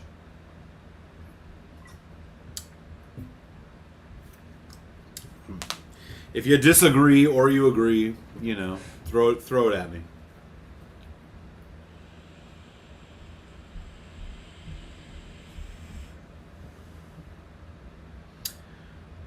Ranking says Ben Demon Hunter, Oogie, Lore, Corey.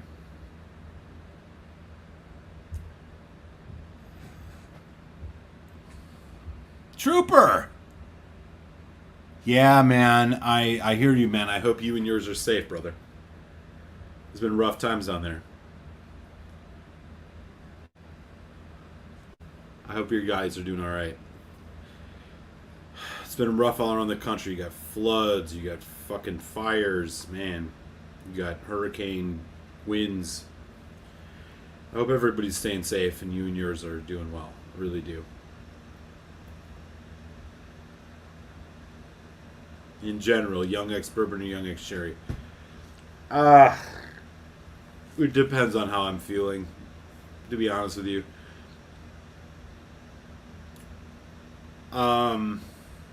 X, meaning second fill, probably bourbon. But I'm more of a first fill sherry guy. I like sherry bombs. I like heavy sherry.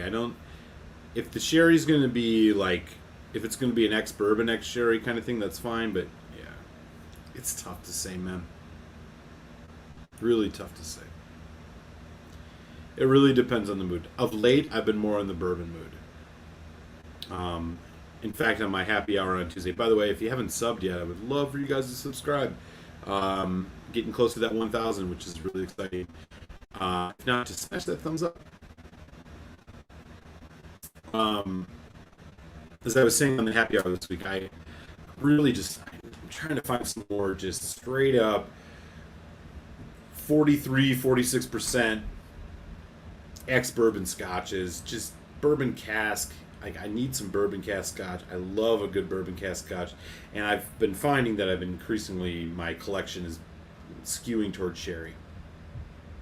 So, you know, I like to just have a couple extra. I'm trying to go for some more bourbon casks, is what I'm saying.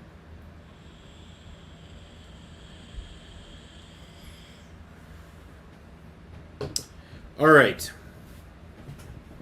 So, good question. Glad to have Trooper in. Glad he is safe. I'm gonna put away the M&H. This is one worth trying. I think you should try this. I'm not saying go out and buy a bottle of it. We'll see what happens. The last whiskey that I had at least lined up, so we've done a bourbon. So just to recap, we did a bourbon, uncorking. Bourbon was the Bardstown Bourbon Company Fusion Series Batch 4. Then we did a scotch, that boutique whiskey company, independent bottling, Glen Elgin 9-year-old, 48.1%. And then we did a world whiskey, M&H from Israel, Apex Series single malt white wine, Chardonnay finish, or Chardonnay matured, 61.2%. And now I have a whiskey from Japan. It's not a Japanese whiskey because of the new rules, but it is a whiskey from Japan. It is a single cask whiskey from Japan. It is store picked by a place in Studio City, California called Flask, and it is Oishi whiskey.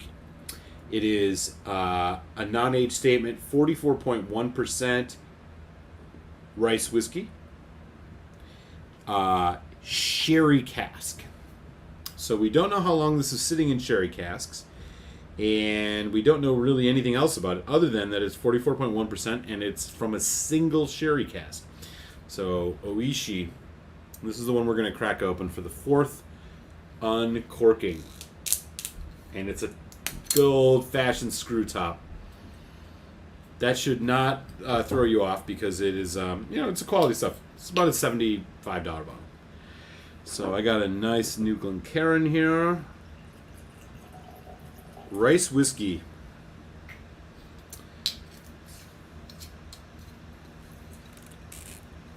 Here's that label one more time. Single cask, 44.1%. This is cask number 1067. There are only 522 bottles out of this. It is a product of Japan. You can't call it a Japanese whiskey because there are now rules about what Japanese whiskeys are, and just because it's made in Japan, don't make it a Japanese whiskey. So this is not. It is Oishi is distilled from malted and unmalted rice fermented with the groundwater of the Kuma riverbed in Hitoishi, Japan, distilled and founded 1872. So that's the tale of the tape. With that, I'm going to let this sit in the glass for just a second, y'all. We're about to hit that 2-hour mark in a few minutes. I do need to go get some more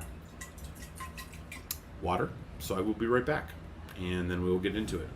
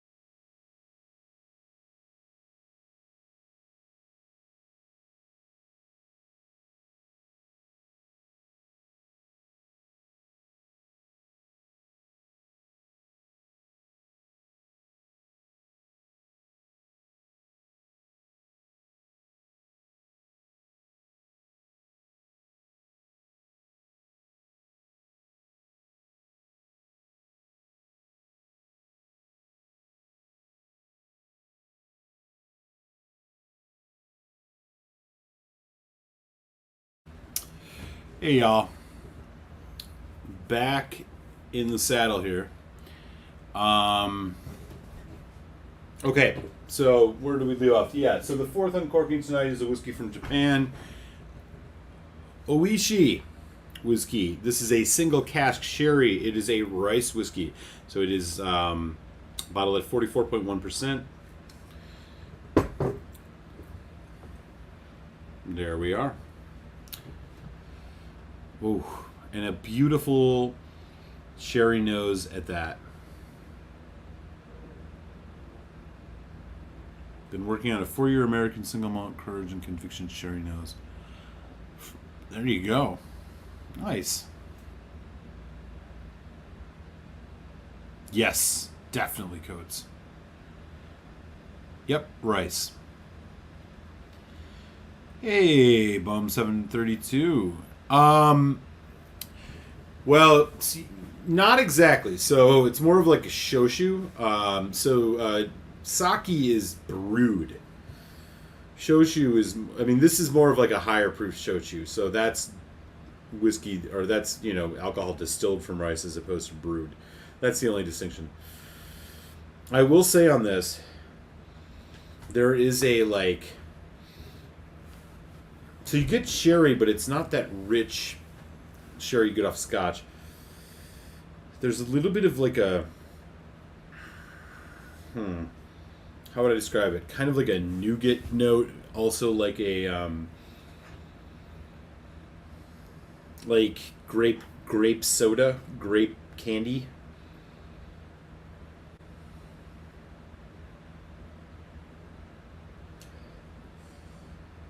It all in all smells like lighter, sweeter.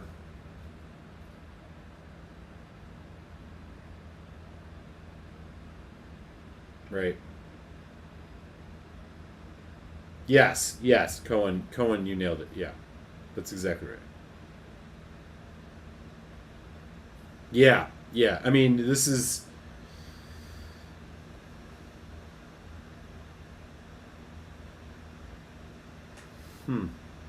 It has a bit of like a cough medicine note. I'm not gonna lie.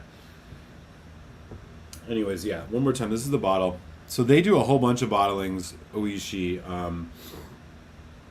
It is distilled in Japan. It's a product from Japan.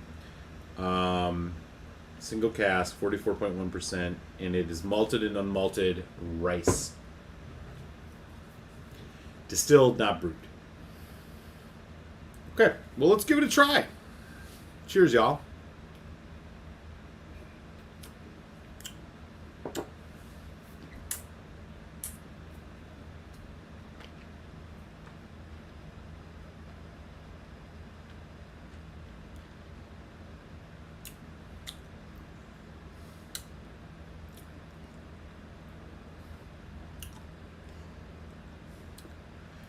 Big flavor.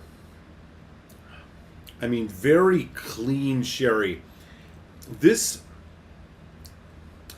in a lot of ways tastes more like straight up sherry than your like first fill sherry scotches do. And of course, this is because I think rice has a more neutral flavor than barley. Dark fruits, light fruits, vanilla, sweetness. But mostly what you're getting here is like the contrast of dark stewed red fruits and bright red fruits.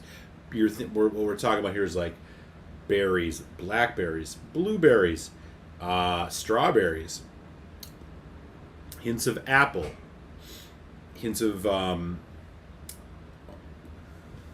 little bit of cinnamon, much more fruit, much less backbone of spice or barrel char that you would get off a lot of scotches. Little metallic on the finish, which is odd. Or let me take that back. It's not metallic. It's more like a umami, like funk, like fish sauce or oyster sauce. Just a little bit. And I recognize that this isn't because Maybe it's motivated reasoning or influence because it's Japanese, but I'm telling you, it's there. There's an umami, kind of earthy funk to this. It's subtle, but it's there, and it only shows up on the finish. I kind of like it, but it is very much an Asian food in the generic sense type thing. But otherwise, a lot of sherry. The nose is not, pardon me. The nose is not as pleasant as I would expect. It's got a little bit of this kind of artificial grape candy soda flavor.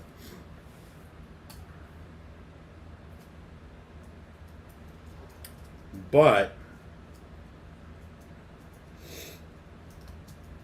as you get deeper, you get a little bit of that oak char. It shows up much more on the palate. Let's go for another drink.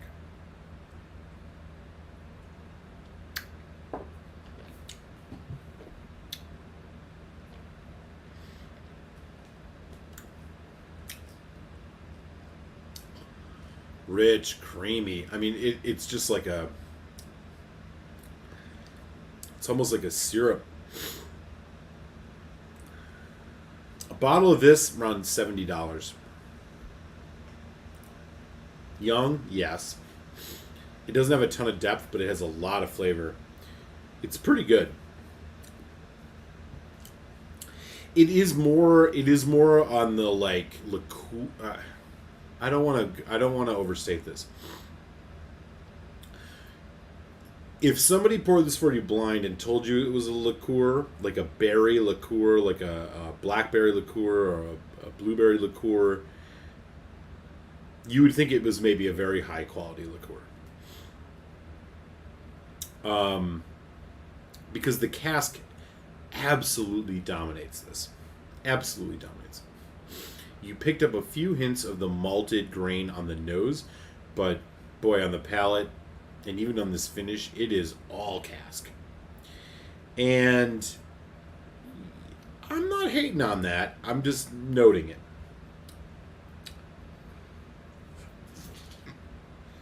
Let me try a little water. I think as this sits in the glass, I mean, you have to keep in mind, these are all neck pours. But as it sits in the glass, I'm starting to get a little bit more oak barrel influence. And you're starting to get some of that musty oak barrel. But there's a nice funk to this that I think can only come from, like, the umami notes of a Japanese whiskey. Or a whiskey from Japan.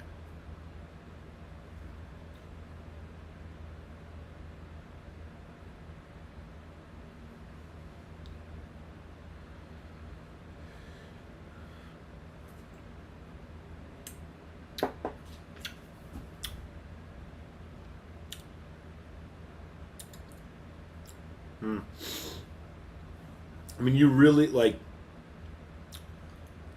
Alright, here's what I'm going to say. If you've seen... I'm sure most of you have seen these on the shelf before. And I can't speak for the other ones. The brandy, the peated one, all that. As far as the sherry goes, I mean, this... The line between a sherry and a whiskey is pretty blurry here. I like the additional complexity that an oak cask finish or the oak brings to this, but by and large, this is very sherry in its essence forward. This is a very fortified wine. Meh. I was hoping for a little bit more complexity. It's not bad. I don't dislike it, but these initial pours,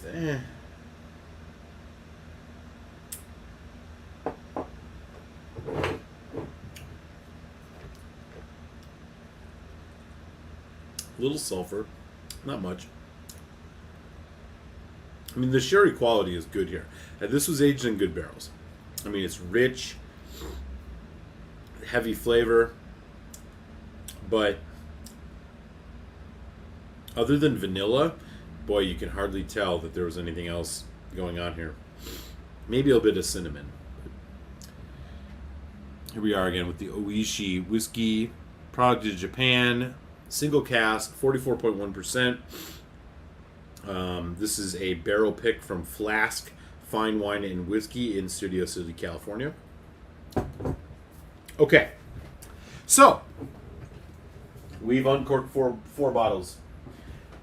As I always do with uncorkings, I don't give final scores, but I'll give preliminary scores.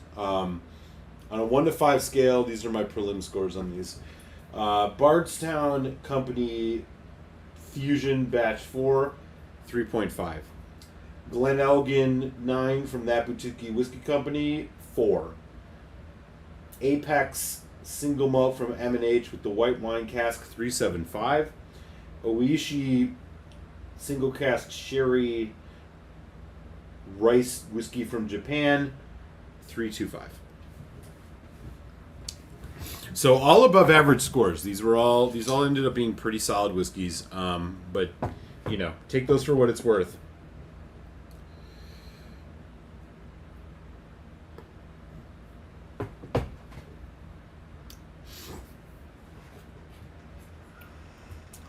That's one hell of a... Yeah, I know. I ordered... They were way too big, but it actually works out well because my water bottle, which keeps my water cold all night, is that long, and look at the pipette. So it ends up working out pretty well.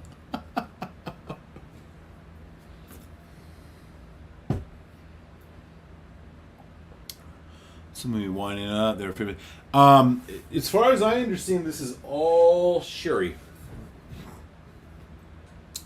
It just says single cask, 44.1 cask type sherry, distilled from rice. Yeah, there's no indication there's anything else in here.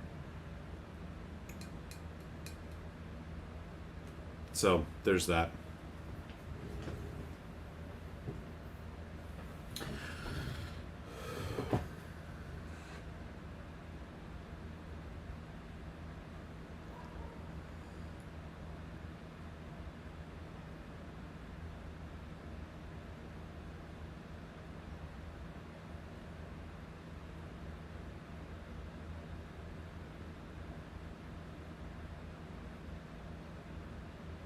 One sec.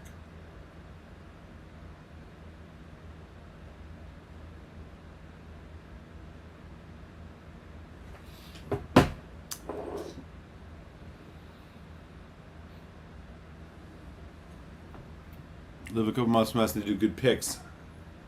But I passed on that one. Got a 14-year-old Knob Creek and City. Yeah, there you go.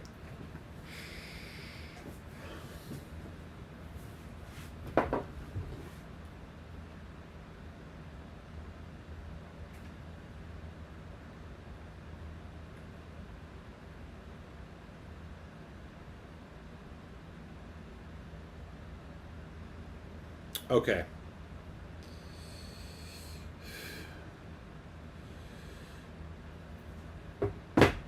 So, there we go.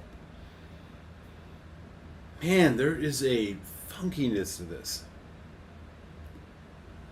I don't know what to say about it.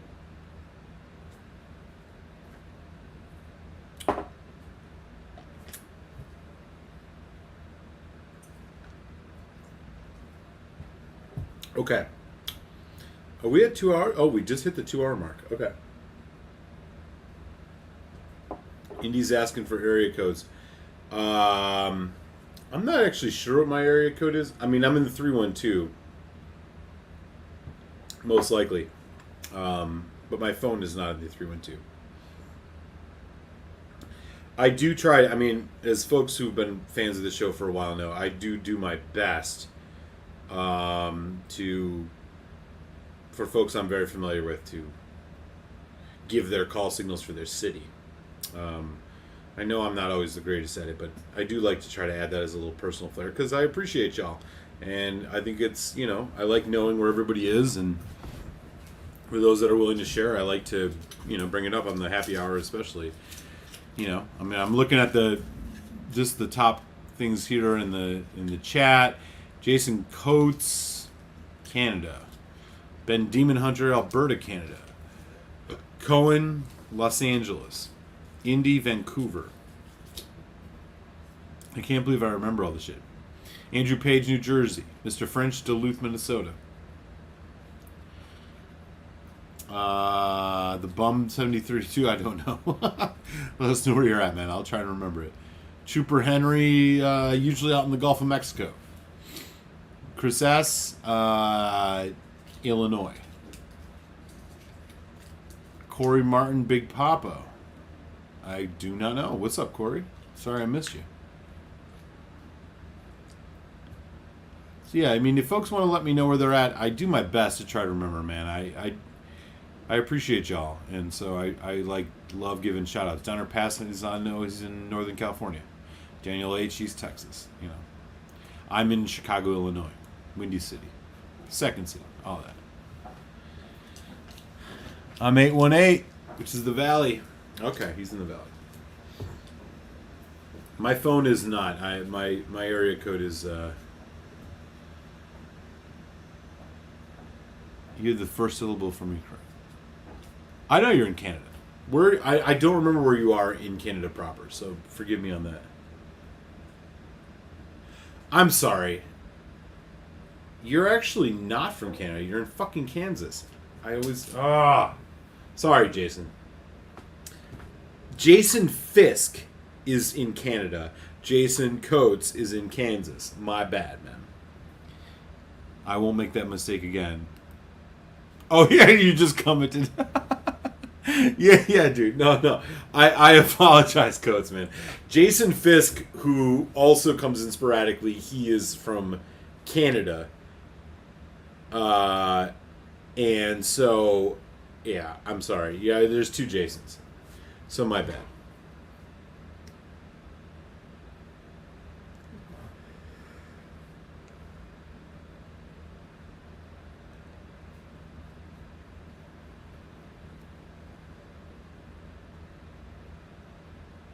Hang on, I'm getting it's Friday night.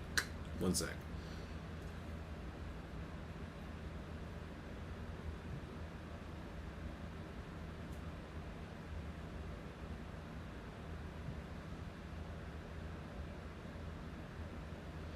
Anyways, okay, so we've uncorked 4 whiskeys. That was a lot of fun. I'm glad everybody hung out. I'm thinking about the next thing I want to drink. And I'm thinking about maybe pouring a little of the Scorchy Scorch. I actually thought the limited edition was better than the committee release, which is weird. But it was true. I think I gotta pour something peaty. I know exactly what I'm gonna do. Yeah. This is the one. Shit. Stay up there.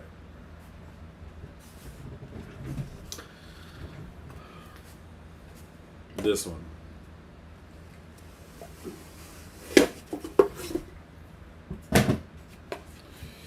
Alright. There's still half a bottle, which is great.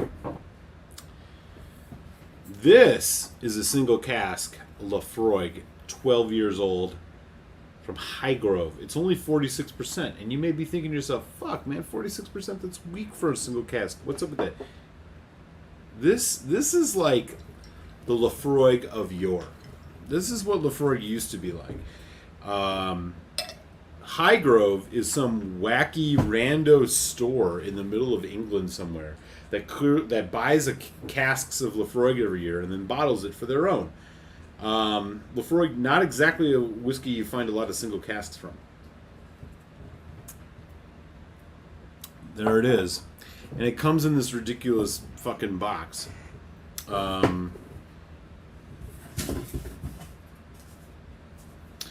Highgrove.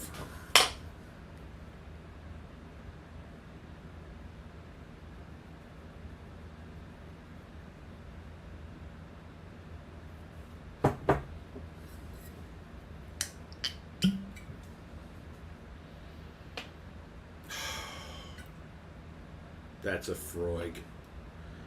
Don't you all just love Laphroaig? I wish I wish some of their stuff was a little bit better presented. Don't we all? But let's be real.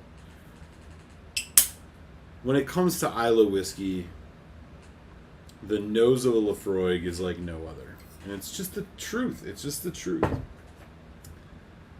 It's a hill I'm willing to die on.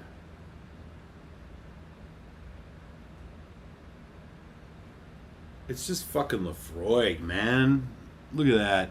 12-year-old, clean. No fake color. I wish they didn't put fake color in their whiskey. And I wish they didn't chill filter it. Why? Why do they do it? I don't know.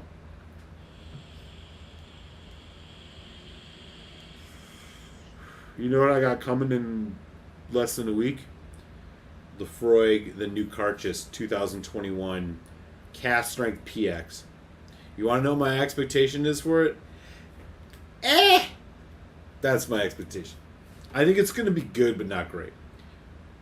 Because honestly, Laphroaig doesn't do sherry and wine that well. They just don't. You know what they do well? Bourbon. They do a bourbon cask fucking great. But they don't...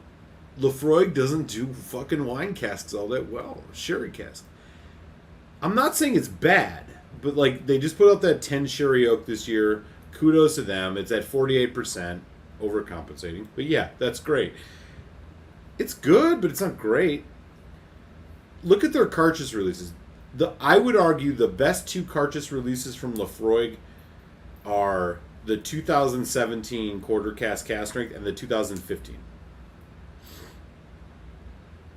which was the 20th anniversary floor malt bourbon cask. Laphroaig kills a bourbon cask. Their whiskey is like hit and miss. Hey, what you doing up there, brah? Yeah, hang out. Go ahead. You can stay there. Winston, it's fine. Do you want me to move that stuff so you can be in your spot? No, he's salty at me. Look, I mean, y'all might completely disagree with me on this, but I really think the best Laphroaig is always a bourbon cask. And this High Grove, which we're drinking right now, this is not a uncorking, as those other four were. As you can see, I've drank a lot of it. It just... It grabs the essence of Laphroaig. I think this is the best stuff they do. Bourbon cask.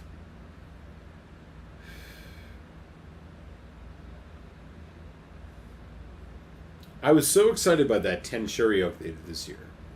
And it's a good whiskey, but it's also expensive.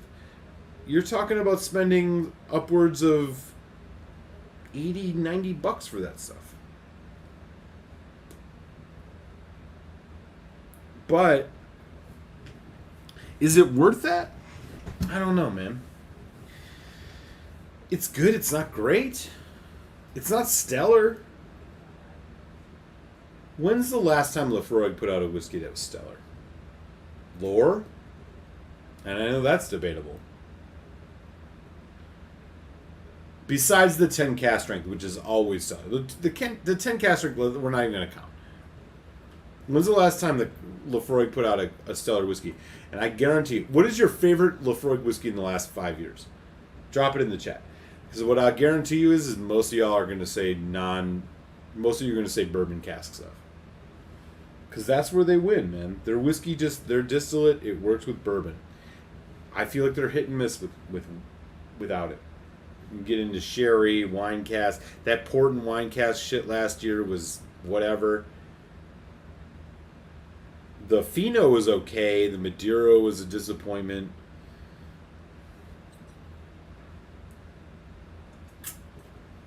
This.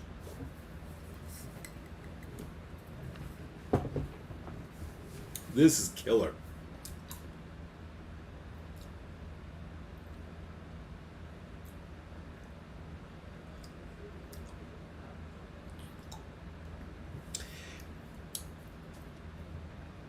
I just think, man, like, the triple, I'm thinking about the triple wood. The triple wood cask strength, like, I don't know. Am I going to piss people off with this? I didn't think it was that good. And I didn't think that port and red wine cask was that good. And I didn't. The Fino was the last one that I thought was pretty solid, and yes, that is a wine cask, so I concede that point. But there are two that are exponentially better than that one, and that's the quarter cask strength and the 2015 200th anniversary. Those are way better than either of those. I just think for whatever reason, and again, this I'd love to hear people's opinions on the new 10 Sherry Oak, which was exciting as hell for me when it came out. But I gotta say, I'm not sure it met the hype. I found it to be a little bit too syrupy. It was a little bit too on the nose. Ardbeg seems to be able to do sherry, right? You know, they know you do the fucking Ugadal, one of the best peated whiskeys ever. I'm not sure Laphroaig knows how to do it. I think I wanted them to do it for all these years, and I just kind of feel like they need to just rock the wheelhouse, man. And the wheelhouse is not sherry casks.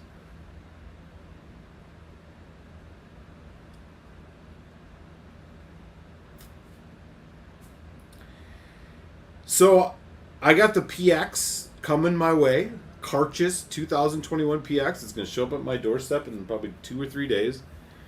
And I'm going to be excited about it because it's a new Carchis, because I love Laphroaig. I love Laphroaig. But I already know. Just already know. I already know what it's going to taste like. It's like I'm sorry in advance and it sucks. I just don't think it's going to be that. It's not going to be a world beater. It's not. It's not going to be like the 2017. It's not going to be like the 2015.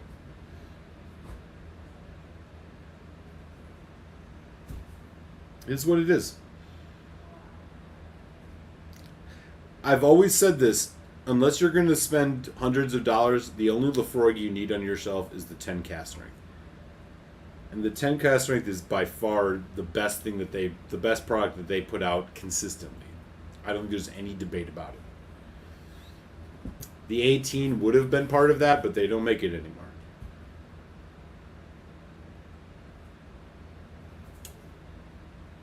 The 10 cask strength is probably the best Islay sherried whiskey, or the best Islay whiskey you can get, in my opinion. For the money, the quality, the ABV, it's done perfectly. It's exactly what it should be. Laphroaig's core distillate is Islay. I think it's the most just fundamentally pure Islay. It just, whatever you want to say, it's subjective, I know. But you can't fuck with the 10 cask. It's just perfect. It's perfect whiskey. And I think everything else they do is pedestrian compared to that. And I fear that this Carchis that I'm about to get in the mail is going to be the same. I'm gonna open it on a live stream. Make sure you subscribe if you want to catch that. You will not miss it. It's a PX. I've had the regular PX travel exclusive. Yeah, I enjoyed it, but look, man, I was excited about the triple wood cask strength, and to me, it was whatever. I don't know.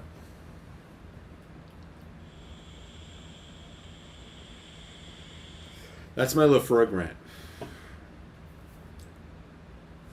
This Highgrove, this 12-year-old Highgrove independent bottling Laphroaig, you can get these overseas for like $85, $90. This is worth your money. These are awesome. Laphroaig 18s, if you can find them at a reasonable price. Those are worth your money. Laphroaig Lore, which has a little bit of sherry in it, worth your money. Laphroaig 10 cask strength, buy without hesitation anytime you see it, no matter the batch. But all these other ones, I don't know.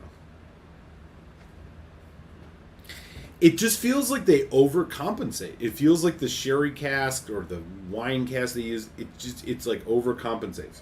It's just like peat smoke and then the wine finish. it doesn't have depth or complexity that they get out of bourbon casks. And I feel like, and for the record, I am not saying that the 2017 Cartridge cask strength quarter cask has depth. It doesn't. It's a 2-note pony. It's citrus and smoke, but it does it perfectly. It is like the heavy hitting, punch you in the face. It does it well. But the rest of their bourbon casks have 10 cask strength, fucking, this 12, 18. This is where their jam is, man.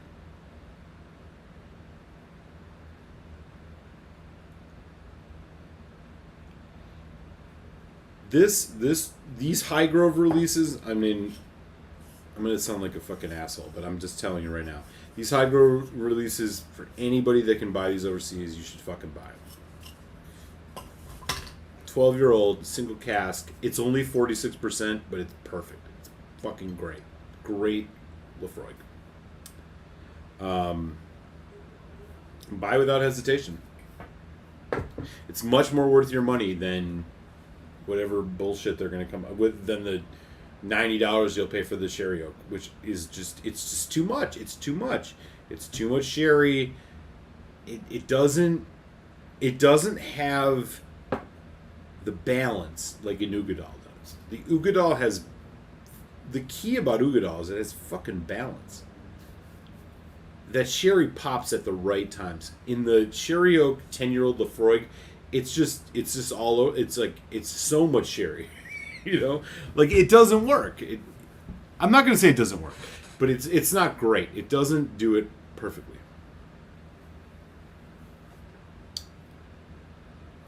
So I don't know. I still love Laphroaig. I always will. I'm going to keep buying their shit. But I am excited for the PX. But I already know it's not going to be as good as this. It's not going to be as good as the 10 cask strength that came out this year. It's not. It's just not. I know it won't. It won't have the depth. Why? Because it's going to be over PX'd. It's going to be too much PX. It's just going to be peat and sweet breadfruit. And it's going to be intense, and it'll be fun to drink, and the first few sips are going to be awesome. But after that, it's just going to be like, I don't know. 3.5. 3.25. That's my prediction. We'll see. I'm going to do it on a live show. The minute that bottle is in my hand, I'll be doing it on a live show.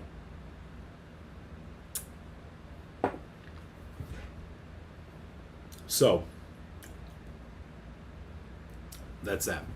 Anyways, let me catch up in the chat. We got 16 folks on.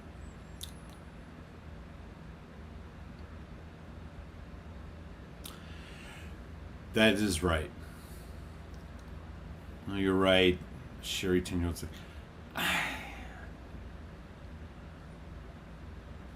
Did it suck, or did it just underwhelm? I don't know if it sucked.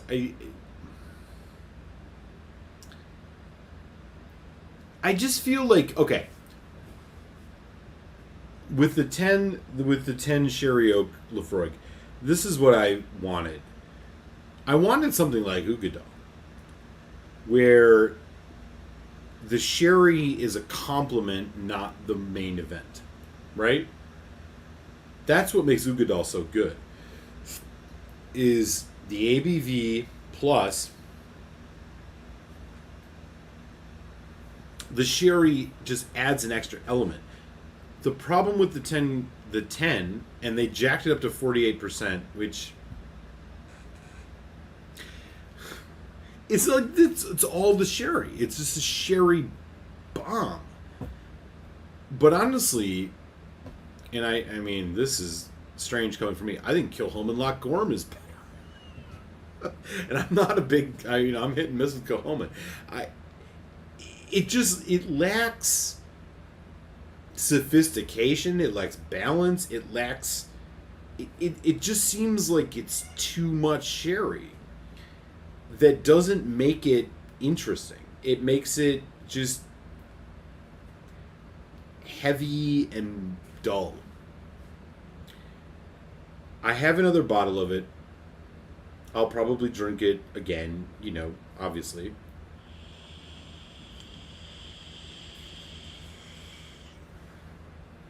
But what makes Ugadal shine is the same thing that makes the Laphroaig 10 Sherry Oak fail. It's too much sherry. The ratios are off. Ugadal's perfect. It's a compliment. And it's not like a finished compliment. It's not like Distiller's Edition Lagavulin, where it's like you get that PX pop at the end and you're like, oh hell yeah. It's like they're like the sherry influence on the Ugadal is done in a way that's just like so subtle yet profound at the right times. Whereas with the Sherry Oak, it's just in your face. And like I would, I drank it. I'm like, Sherry Oak. Okay, it's fucking sherry. It's a sherry peated Laphroaig, but there's nothing else happening. There's no depth to it. It doesn't have the nuance or complexity that it should have, given the fact that they have a fucking 10-year-old age statement on it. I don't know. I didn't hate it. I was a little disappointed. I didn't hate it, but I'm not going to pretend that it's like anywhere close to what it could have been. And it could have been better done the right way.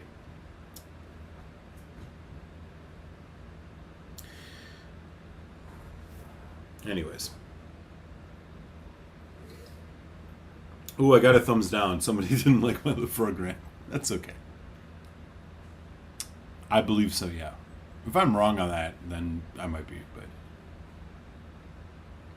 I know it's the small barrels or whatever, but is it just virgin oak?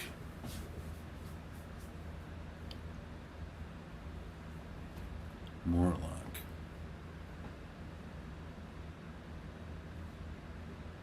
Fair. I mean, are you talking like the 25 where they have like, it's like ex-bourbon, ex-sherry? Or are you talking like more like the Karches?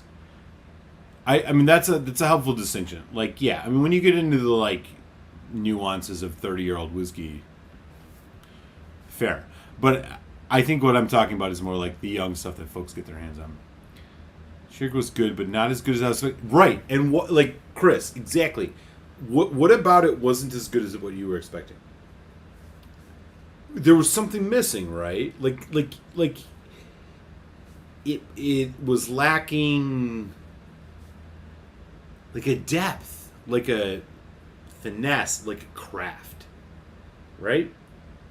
It almost felt like it was just too much sherry. I mean, for me, it was too much sherry. I'd be curious to hear what you have to say.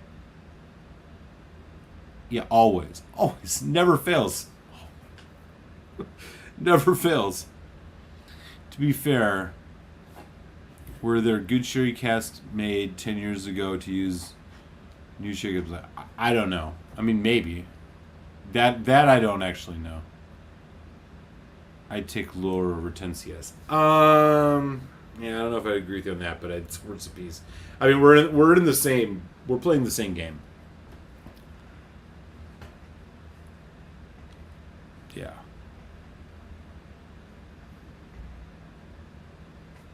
Agreed.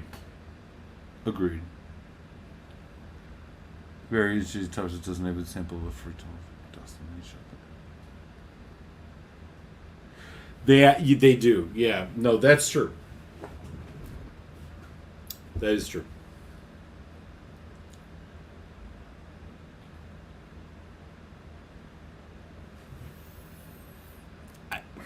That's a good question. I mean, I have a couple bottles. I haven't actually had one in a while. I don't know if it's been discontinued. I don't think it's been discontinued. What are they going to replace it with? I mean, they have to have something in that range, right? Right. I kind of had got a sense of that too, but yeah. Hamel Muser. I'll agree that they're trying to do modern peated sherry, lots of sherry peat, nothing more. Well, I mean, I'm never going to try that 30-year-old, unfortunately, but I'm so sorry to hear that. That's a real disappointment. High Grove last year and tried it live. Unfortunately, they don't ship to New Jersey. Well, I may be able to find one for you.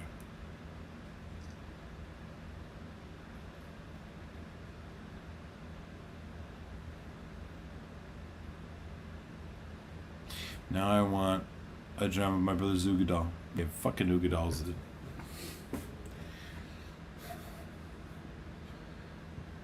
Ugadal is where it's at. I'm not like an Ardbeg guy. To be honest, I find most of Ardbeg stuff kind of... The 10 is better than the Laphroaig 10. Ardbeg 10 is better. If you're going to spend your money, spend it on the Ardbeg.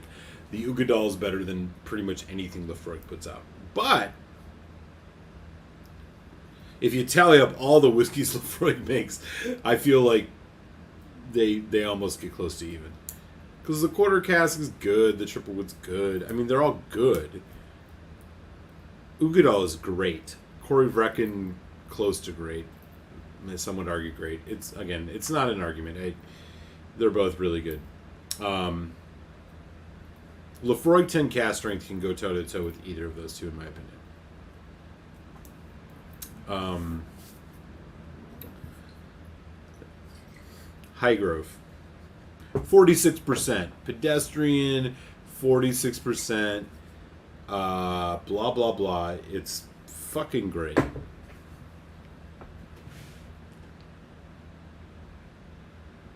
Oh, I know. No, they're wrong. I have a 2014 Ugadal. It's better, but it's not exponentially better than the new ones. I don't buy that. Yeah, you should. Yeah, Ugadal's the fucking best, man. Yep, exactly. Oh, really? That's depressing. Come on. I'm not gonna watch any of them because I'm gonna do it my own. I'm gonna open it on a live show. I'm gonna do it my own way. The sherry meat was supposed to be the Laphroaig. Okay. Gotta be the virgin oak, he says. Anything sherry from back when sherry casks were good. It's better. Modern sherry cask I started with Dawson. Okay, good to know. Hey! Vegas! How's Arthur doing, man? Beaming his signal from somewhere out in the mighty desert southwest. What do you think of the Laphroaig PX Tribe Exclusive? I had it at a bar in London.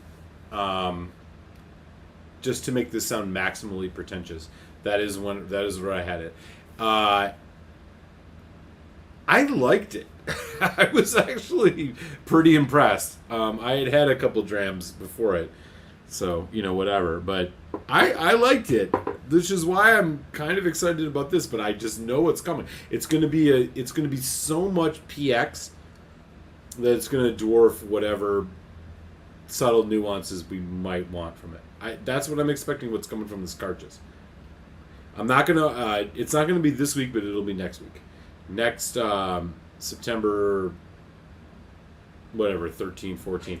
That'll be the Laphroaig cartridge show. And unfortunately, I just know it's just not gonna. I'm trying. I haven't watched any reviews. I'm trying not to get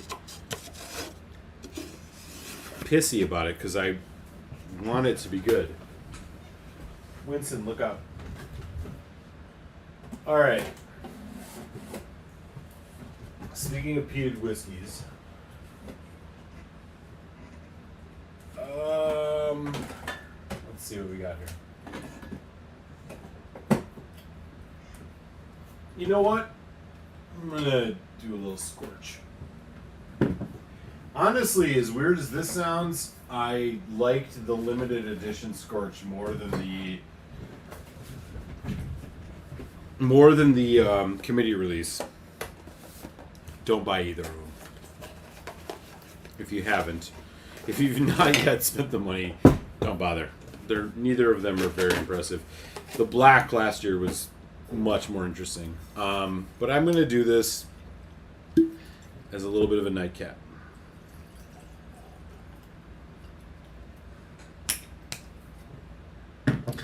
Another disappointment.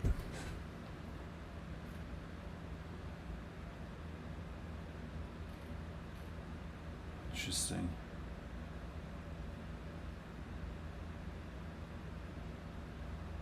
Yeah, I'm game with those. Ardbeg 10 is so good. The rest, I think Ardbeg 10. So I did a review video doing Port Charlotte 10, Ardbeg 10, Laphroaig 10, and my scores ended up being Ardbeg 10 was the winner, 4.25. You just can't fuck with Ardbeg 10. Port Charlotte 10 was 4, Laphroaig 10 3.75. They're all so good. But if you're gonna spend the money, in my opinion, you go Ardbeg. Corey Vrecken or Laga 12. Laga 12. But that's just my personal preference because Corey Vrecken is not my favorite one of the. Like, I love Corey Vrecken, but if you would have said Ugadal, I don't know. It's a tough one. Lagavulin 12 cast strength is really good, but man, the prices of that have got outrageous. And I remember 2 years ago, I mean, not even 2 years, like a year ago, it was like 130. Now it's like 170. That's too much. Give me the Oogie. Give me the Corey over that. But yeah, I mean, if price is no consideration, yeah, I'd take the Laga 12. Top Shelf Dustin. I stand by Laga 10 is their best whiskey right now. Shouldn't 27, but not with those prices. That's fair. I don't disagree. I mean, Ardbeg 10 is a stalwart, and I love that it's 46%. So this is the reason it sets apart. Not only do I just enjoy the distillate better, it's 46% instead of 43% like the Laphroaig 10, or for our poor friends over in Europe who the Laphroaig 10 is 40%. What is that all about? Laphroaig 10 is also chill filtered in fake color. Ardbeg 10 non-chill filtered natural.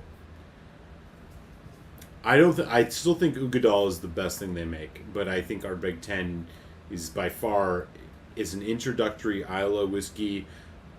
A go-to on your bar. I don't think it's beatable. I think it's even better than the Port Charlotte. And it's definitely, all three are better than Kahlua 12. Let's just put it that way. Yeah.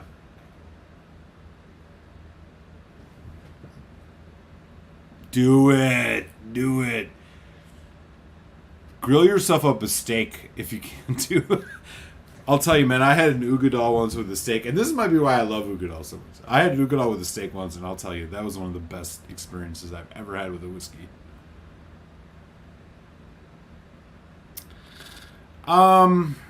Yeah, I mean, that's generally the consensus, but the 19 in particular, I think, was a really interesting one. I don't know about the 20.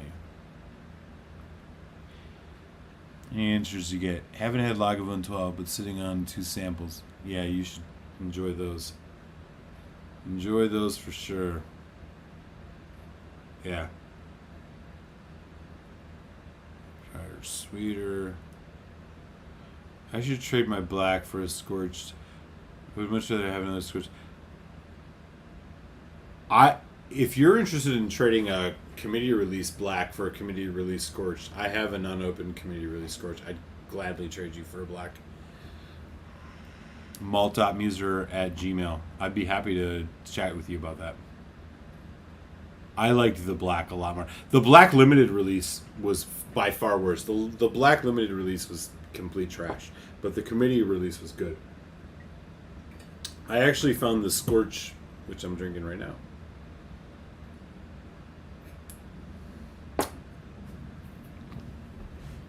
not bad. I have an unopened bottle of the committee release, so if you want to swap those, bro. Hey, Leo, how are you? Lagavulin 12 is excellent. Yeah, I agree. Great to have you, Leo.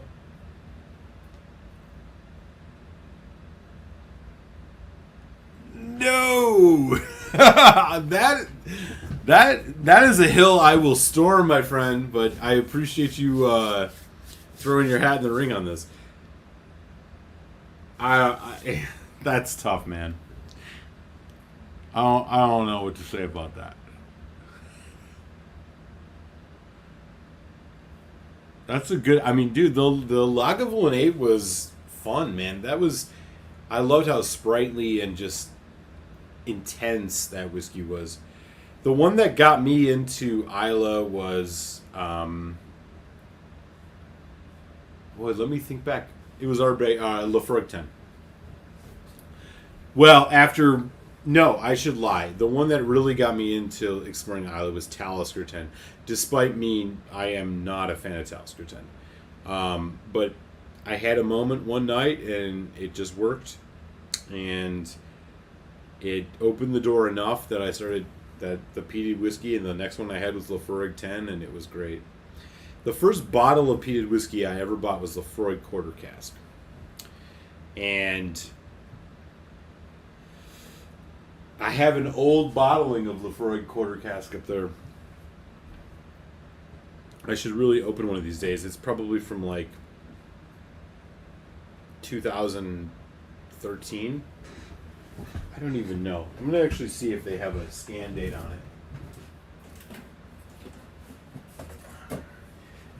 So this is an older Laphroaig 10 Quarter Cask. This is from, 48%, all that.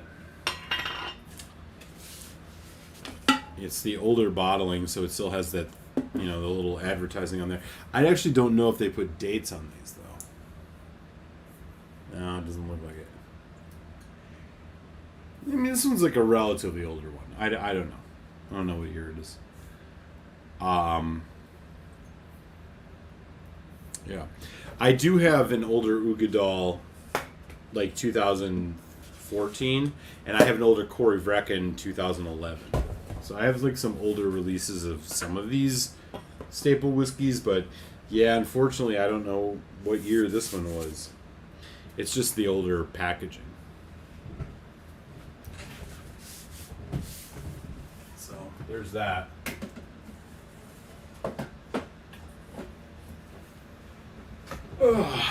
All right. What time is it? 2:40? Okay. Shite. Well, let Andrew Page will give you his argument on it. I can't say I loved the WBC, but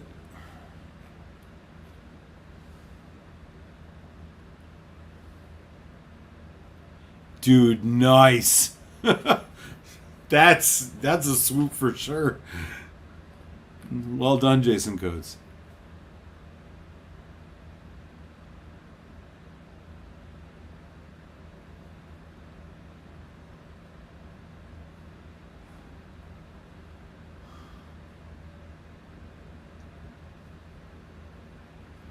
Grooves was, I think Grooves is more dynamic than the Scorch. If you have a committee release unopened black that you'd want to swap for a unopened Scorch, I'd happily do it. Happily. I'm going to add 2017 Lagavulin to my account. Yeah, that was a really good one.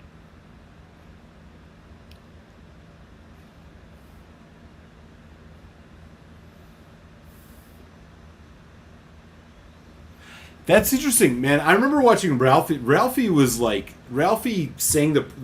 that was like one of the. I remember him saying, "This was one of the best Lagavulins I've had in 10 years."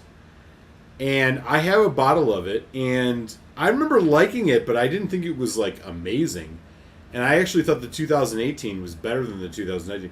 He said that was the best Lagavulin he had in 10 years. Was the was the 12-year-old 2019.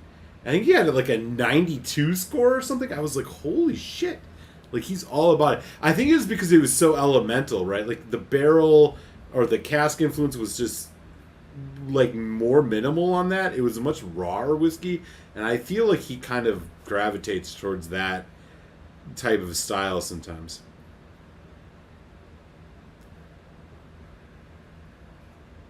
Yeah. Well, Mr. Spiel laser comment. Yeah, I couldn't see it, unfortunately.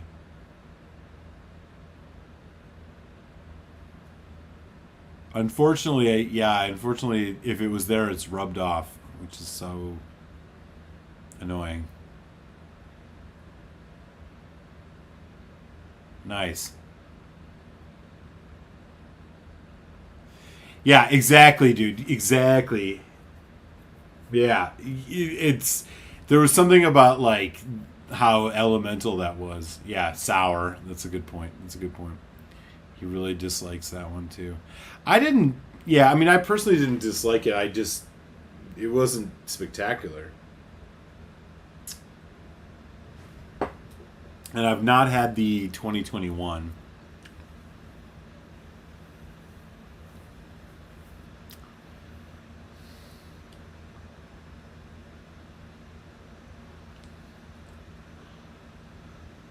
Damn.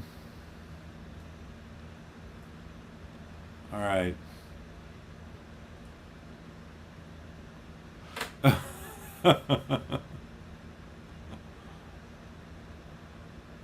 Yeah, seriously. Seriously, brother. Seriously. Seriously. I know what you mean.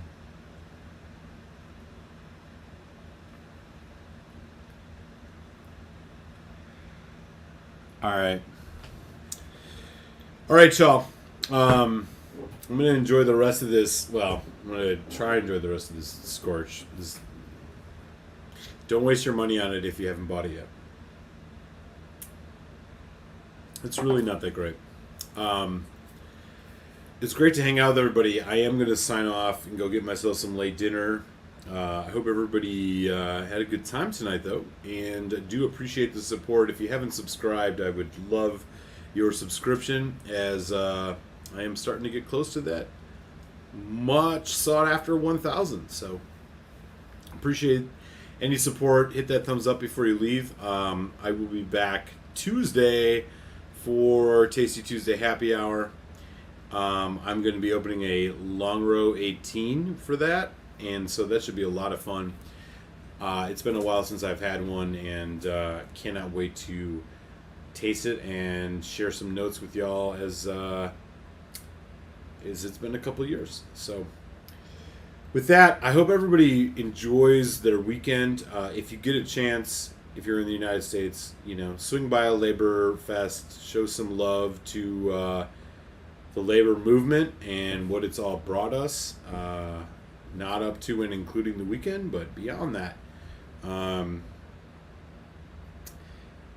If you have the opportunity, or if you're in a union, raise my glass to you. If you're not, but enjoy this weekend nonetheless, and show some love to some working folks in your neck of the woods. It's what keeps this country going and all that shit. So much love to everybody. With that, I will catch you all Tuesday, man. Have a wonderful Labor Day weekend. It's a lot of shit.